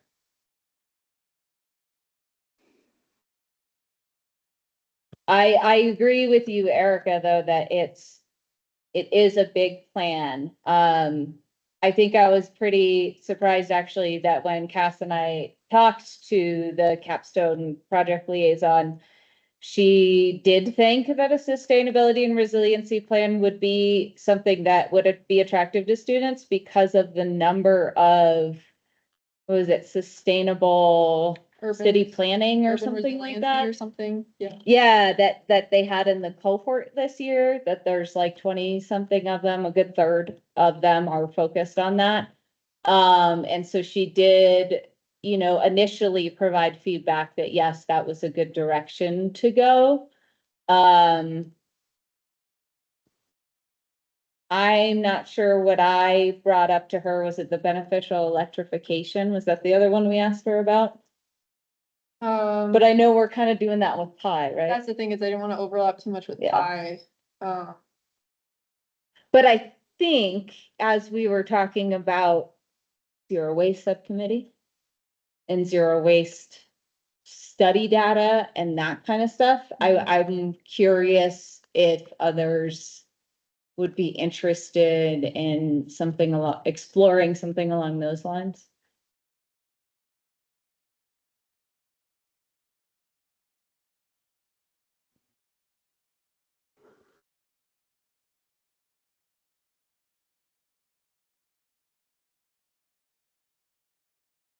I think there's also something to say for the renewable energy subcommittee. I know we don't know exactly what amendments we want to work on yet, but we know the direction we're going.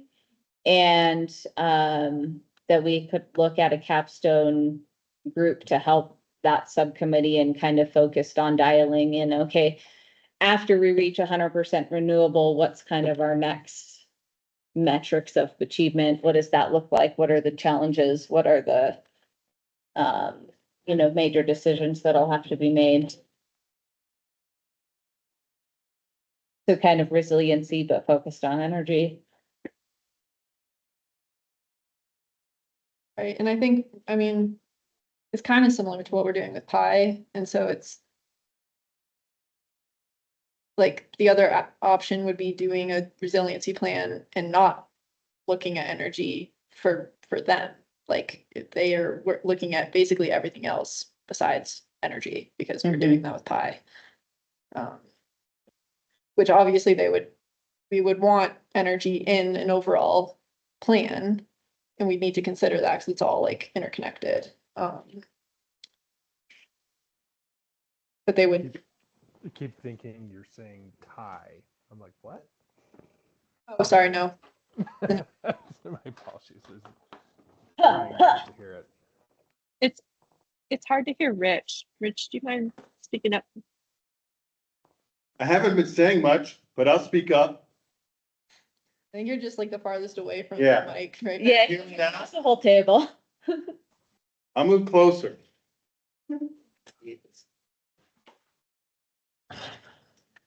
There we go. And this proposal is due to the program in September. September 26th. Yeah, so it's kind of the same timeline as the circular economy grant. Yeah, and so ideally, unless we're gonna have another meeting, we do decide where we want to focus tonight. And we make sure that somebody is assigned to help Cass with drafting this proposal.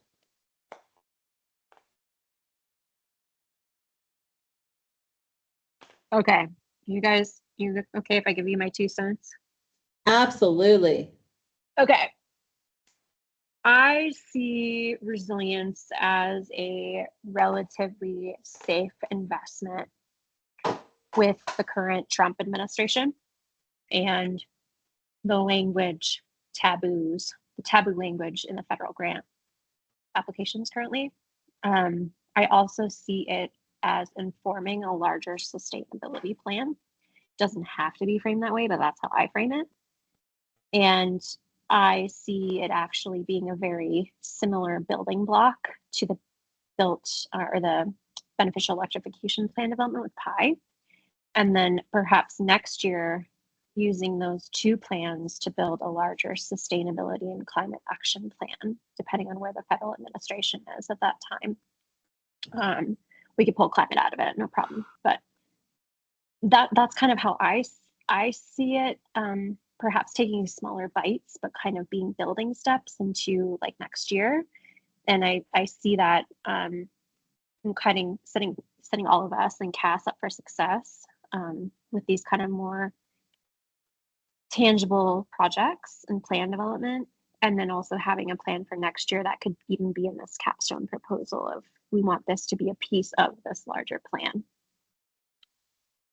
Our comprehensive plan is set up like that too. It's got a resiliency framework with sustainability as part of it, so that we're kind of set up in our planning documentation for that too. I know it's safe for the administration. I'll just say that my only kind of cautionary hesitation, and it's not going to stop me from participating or supporting or anything like that, is just that what I have seen is that a lot of conservatives will use the word resiliency as a way to prioritize human life over every other life. And that's my only hesitation to that kind of framework, but I totally understand the nature of the government that we're in and what we have to get funding for. And I also know it's the new kind of key buzzword, and there's people out there wanting to support it. So yeah. Melody, can you highlight for me the cases where you've seen that dynamic play out? I just may be undereducated in this area.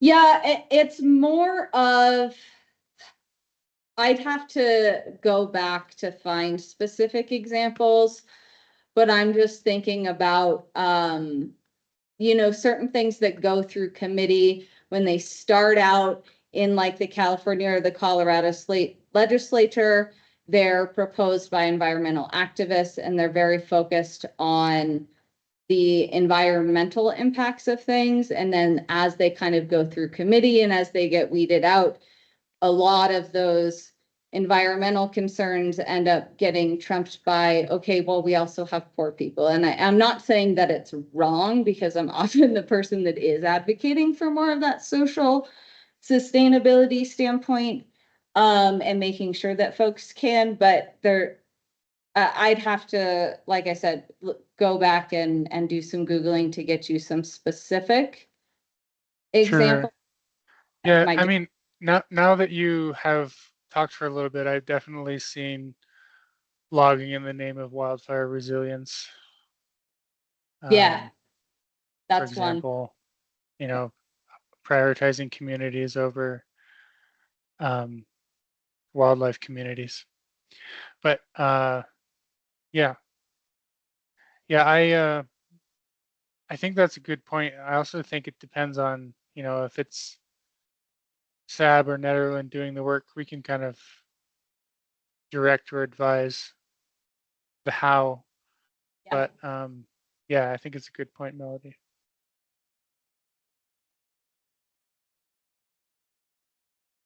Yeah, so like I said, that doesn't stop me from being supportive of going for a resiliency plan. I just want it on the record. Can you, I'm just asking, because I think you know more about this, and I agree with you. I'm not trying to argue. I'm just wondering, do you think that that word is so, I know you just said that you're not like, it's fine too, but can we use that word in a way that still promotes the goals? Because I think the framework in our comp plan is not necessarily set up like that. I was, and I realize that the word is like becoming loaded is basically what you're saying as we Yeah. go forward. Yeah. But I just, can we use it in the way that it still supports the goals that you're thinking about, or do you think it's too much of a? I think what's more beneficial is calling out when we can the environmental considerations and non-human life that we are considering and how that falls into the framework, and just trying to be explicit about that where we can, rather than trying to change the broad scale picture of where resiliency is going. I mean, people who want to greenwash are going to greenwash, and it's going to happen. We see the same thing with green products or natural products, right? So I don't know that we can combat that. But we as a town, like Rab was saying, can make sure that when we talk about resiliency, it does include sustainability, which does include this component of non-human life.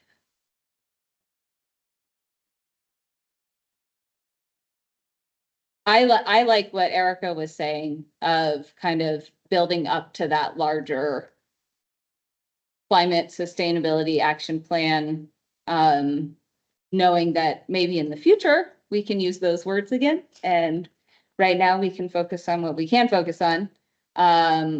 We do have the capstone program saying, yes, this is a good thing to tackle. Does anybody object to moving forward with that resiliency plan framework for our proposal? I don't. I guess. First, I'll let anyone speak if they need to, and then I have a follow-up question. Go ahead, Cass. I guess within resiliency, then I think the board of trustees wanted to know specific priorities, and I know we just discussed like talking about both human life and non-human life and considering impacts on all of that as part of a community rather than just human. But are there other priorities, objectives that you really want to be considered, especially specific to Netherland?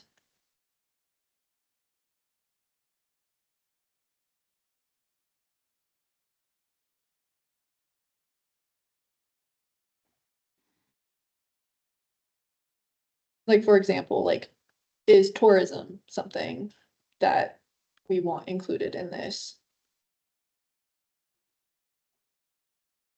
I don't know that we want to focus on tourism, but I think a vital piece of understanding Netherlands' economy is that fluctuation of seasonal tourism. That's definitely a big reality. But I know I've heard a lot of feedback from citizens of like even something like ecotourism, they just don't want to promote more people here, and there's often some folks that get upset when we talk about promoting tourism. Sure.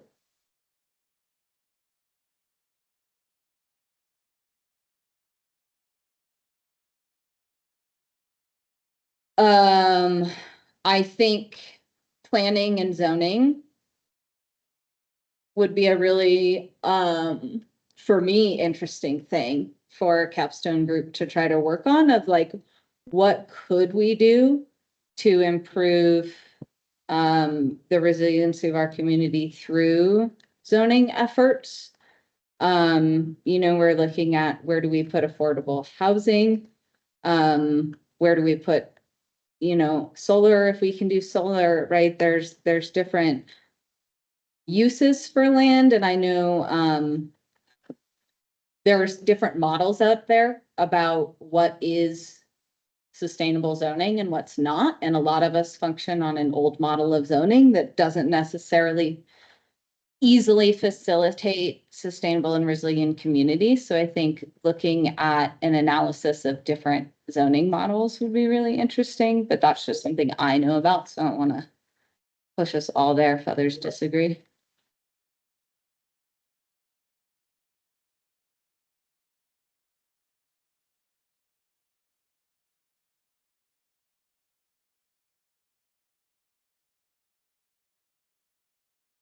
I don't know if circular economy efforts also kind of fall into resiliency, as far as just like the production cycle and what a community needs and what a community uses and where things are made and where things end up. I don't know if that. Melody, I would say it definitely does. Considering the 2013 floods and when Netherland was so isolated, I think it's a huge resilience piece. Or like when Eldora had that 2003 snowstorm of 7 feet and nobody could get anywhere, and the BNF lost power and barbecuing in the parking lot. Like, it's just a matter of time before more events like that happen. So I would say that's a huge piece of it. How to support a small home-based manufacturing economy would be really interesting.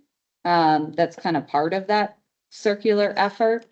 I know that's a lot of where the new school of economics is kind of look at trying to change.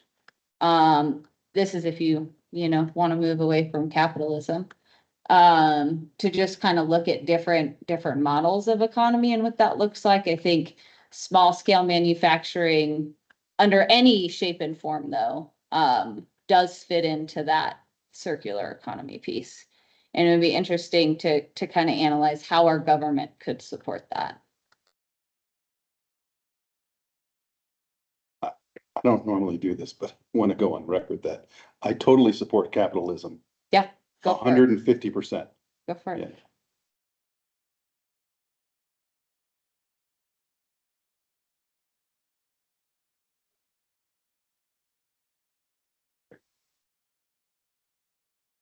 So have we made a decision? I think we're discussing possible goals and objectives for the proposal. Yeah, because I think the Board of Trustees like the idea of resiliency plan, Yeah. but they wanted, when I asked them what priorities and objectives do you want, they said, well, what does staff think? Yeah. And so that's why we're discussing it.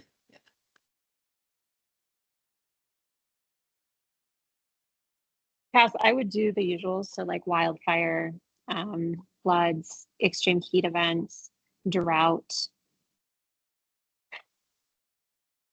transportation isolation, I think would be unique just for Netherland. A second bridge. I would advocate for all of these, and I would just also have us include the language science-based, because of some of the things that Melody mentioned and made me think about logging in the name of wildfire prevention. That, there's the proposal close to town presently that I'm not the biggest fan of personally. So, yeah.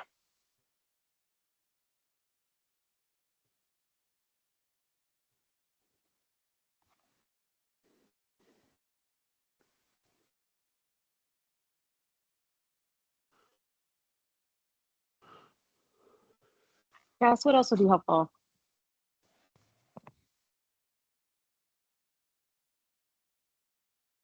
I think for now, that's great, and then after I bring it to the Board of Trustees, like they're gonna have to vote on it at the September 16th meeting, so before that meeting, I'll definitely like send what their thoughts were, but I think what Melody mentioned earlier is having someone to help me on this from SAB that would really just like having another pair of eyes, because like we'll be reviewing it internally with staff and then bringing it to the BOT, but like having another SAB member who would be willing to just like review it would be great.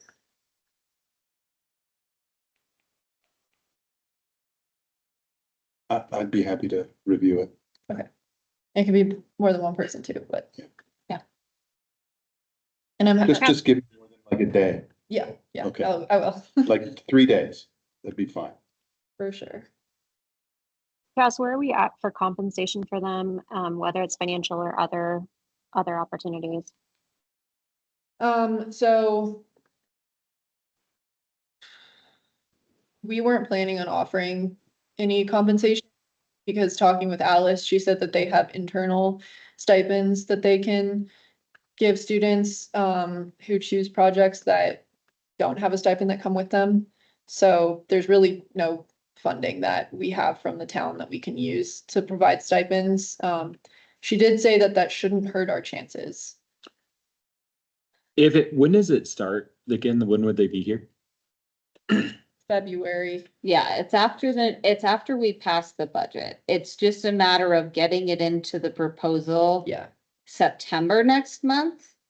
Before budget session and everything that BOT goes through October, November. And they did, just to add on, they did say that we can add a stipend later on. We just shouldn't promise anything if we don't know if it's gonna happen. So like if in November, if we decide, we can add the stipend in there. Because we could put that on the agenda. I could try to find somebody. Okay. My question when this originally came up was what an adequate stipend is for the program and what we might think about. They said, I think like 2,100 was the average Okay. stipend. per Do you want student. to, would you guys be comfortable just sticking that on the aim? Because I can see what I can do. We got to figure out. Yeah, I would advocate for us to at least ask for funding. And then if we don't get it from the VOT, we don't get it, but we should at least I gotta ask make for it. the one thing, I just gotta make sure if we can find the money, I would rather have it too, if we can. So Do we still have funding in the? There was a line item for. Was it C and D funding that had gone to that? I know we used some of it, but I thought there was still some left. For the construction and demolition plan or deposit program? Mhm. I don't think there's a ton in there. I don't know. We'll check and see. I'll see what I can find. I might be able to find something. So I can report back to Cass at least until. Okay. One other thing to note is that the students are full-time in the summer. They're usually part-time before and after that. So sometimes the stipends are just allotted in those full-time weeks or months that they're working on the project. Yeah, I think you're right about that. And that we wouldn't necessarily start paying them stipends in February. We'd start paying them maybe in May. Or June.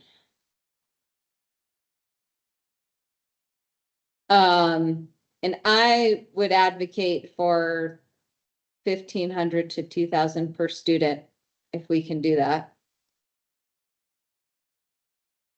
I think we did 1,500 per student, and that was like 7 years ago, so, inflation. I think they said like max 3,000 or something like that. And then they said 3 to 5 students.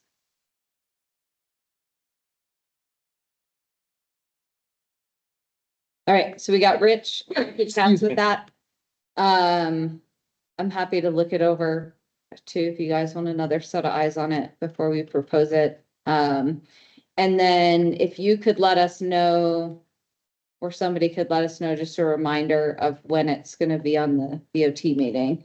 Yeah. So that if anybody wants to join and pitch in a comment, they So can. This will definitely be on both BOT meetings going forward. It'll be on The next September meeting. 2nd and September 16th. You do a discussion then action, or Discussion then action, yeah.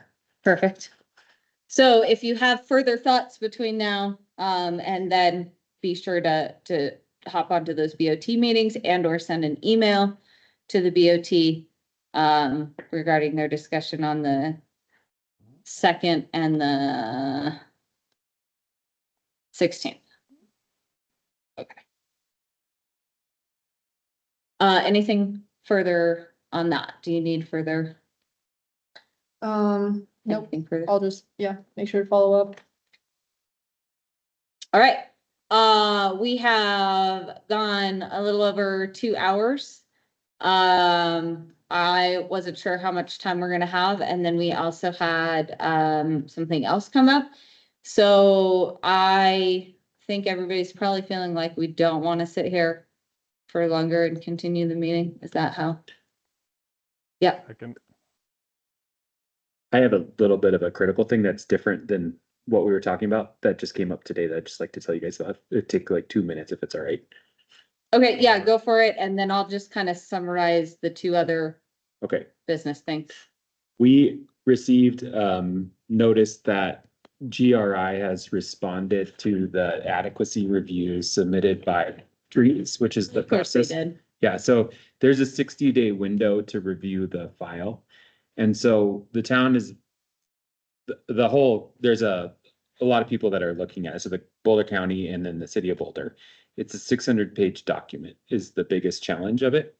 And so just wanted to bring that to your attention that recently just came back into the world. And I wanted to see, I know that would require quite a bit of work on your part to review that document, but you guys have been, I just want to make sure you're aware of what's happening and kind of bring that option forward. Maybe not as much as it needs, because like the first thing was like that long, and there was a lot of it was just junk, Yep, right? There was some, there was some substantive stuff, obviously, Yeah. but a lot of it was just junk. Yep. So I'm assuming this is gonna be 80-90% junk. So, I think our comments will largely stay the same. I have only done a very like flip through review. But I think I don't see anything that's gonna substantially change the position that was created. So So is this new document basically an updated version of their last document, or So, is it? yeah, because the last I heard is they were asked to file a complete application because their application still wasn't complete. yeah, and basically there was also some adequacy review comments. So they go through that too. So that was the other part of it because some of the materials were like you said, they were inadequate. So they have submitted, there's new maps, there's some other documents talking about water, wastewater. There's actually been some water quality things that are happening outside of this process that have been going on up there. And so I think what we're going to do is we can have an attorney review the document and make sure that our comments are still substantively correct, or if there's anything, I could bring that back to you guys if I find that there is something different, but I just wanted to make sure that if you guys wanted to review them, that opportunity is here. is this online? It's in the portal thing. It's a little complicated navigating it. Can someone send out a link to the SAF? Yeah. And frankly, I don't know, the town should be doing this, but once, I don't know, theoretically, a private citizen, and we're all private citizens here, Yep. gets a hold of that link, they could post it on like Netheads, Netherland News, whatever, so that the community could take a look at it. I think there would be a lot of interest in the community being able to look at it. I will definitely personally be reviewing this Okay. and doing whatever needs to be done. So I'd love to look at this. my thought is, since our next meeting is about a month away, that maybe we put it on the agenda, at least discussion item. Yeah. Of, if we've had a chance to review. I will tell you, Or we could have a Ned subcommittee Yeah. meeting on it. I complained a little bit vociferously to Dreams because it was like Hitchhiker's Guide to the Galaxy where they put our comments. They're like literally in the basement of that file system. And they're not listed the same as some of the other comments. And so I did complain about that. We also were not notified as an entity was standing that this happened. I found out from Boulder. So we actually missed like a couple of days, which is fine. We got it. And Boulder is a great partner to it. So this is the end of the story. So regardless, we have the documents now and we can review them. Is But there a sign that said beware of leopard? yeah, I don't know if this is a question or a statement or what, But I will say that personally, I found our official position as a town not as strong as Boulder's, and was a bit disappointed about that. And I personally would advocate for us to, if we are gonna submit another comment, at least to look at having a little bit stronger language about some of the things. Of course, we have to review these new documents, right? Because a lot of those stronger language was about the inadequacy of it. But I would advocate that we give a direct answer of we do not support the expansion of this project, rather than just saying we need more information and we neither confirm nor deny our support. But that's my personal opinion. I would say there are legal ramifications that are in play there that I think are important. And I think Yep. what we were really trying to do is maintain standing in the case so that when there's a hearing, we're standing there. And I understand exactly what you're saying. So Yeah. Maybe what I could do is I could get the links to you and then you could distribute. Mhm. Okay. You said you had two things. I had two things. Oh, I thought you said. Oh, okay. He had the one. Oh, Yeah. I just want to make sure I got it in there so that you Yeah. guys knew. So the other things I have for other business, and we will put them on next month's agenda unless anyone else objects, is, Cass sent out some paperwork today about, the alignment of boards framework that the BOT is considering. There's a lot in there. I don't know, John, if we can get a summary of like the BOT's comments Sure. from their initial meeting too, just so that we can understand where they're going, because I know like Rich and I brought up, there is something about term limits, but you said the BOT already said they want that taken out. So having that information, I think would be helpful for us too, as we review it. Yeah. So be sure to review those documents and be thinking about that framework. And then the other one is goals. Be sure to thinking on our long-term goals. They sunset at the end of this year, so we'll need to set another framework. So that's what I got. Any other business? Ty, did you have something or was I imagining it? You were imagining it. I move we adjourn. Second. All in favor? Aye, Aye. Aye. meeting adjourned. All opposed? No one opposed. Meeting adjourned. Jonathan, since we're not Thanks, meeting. everybody. Have a good night. Thanks, Al. Bye.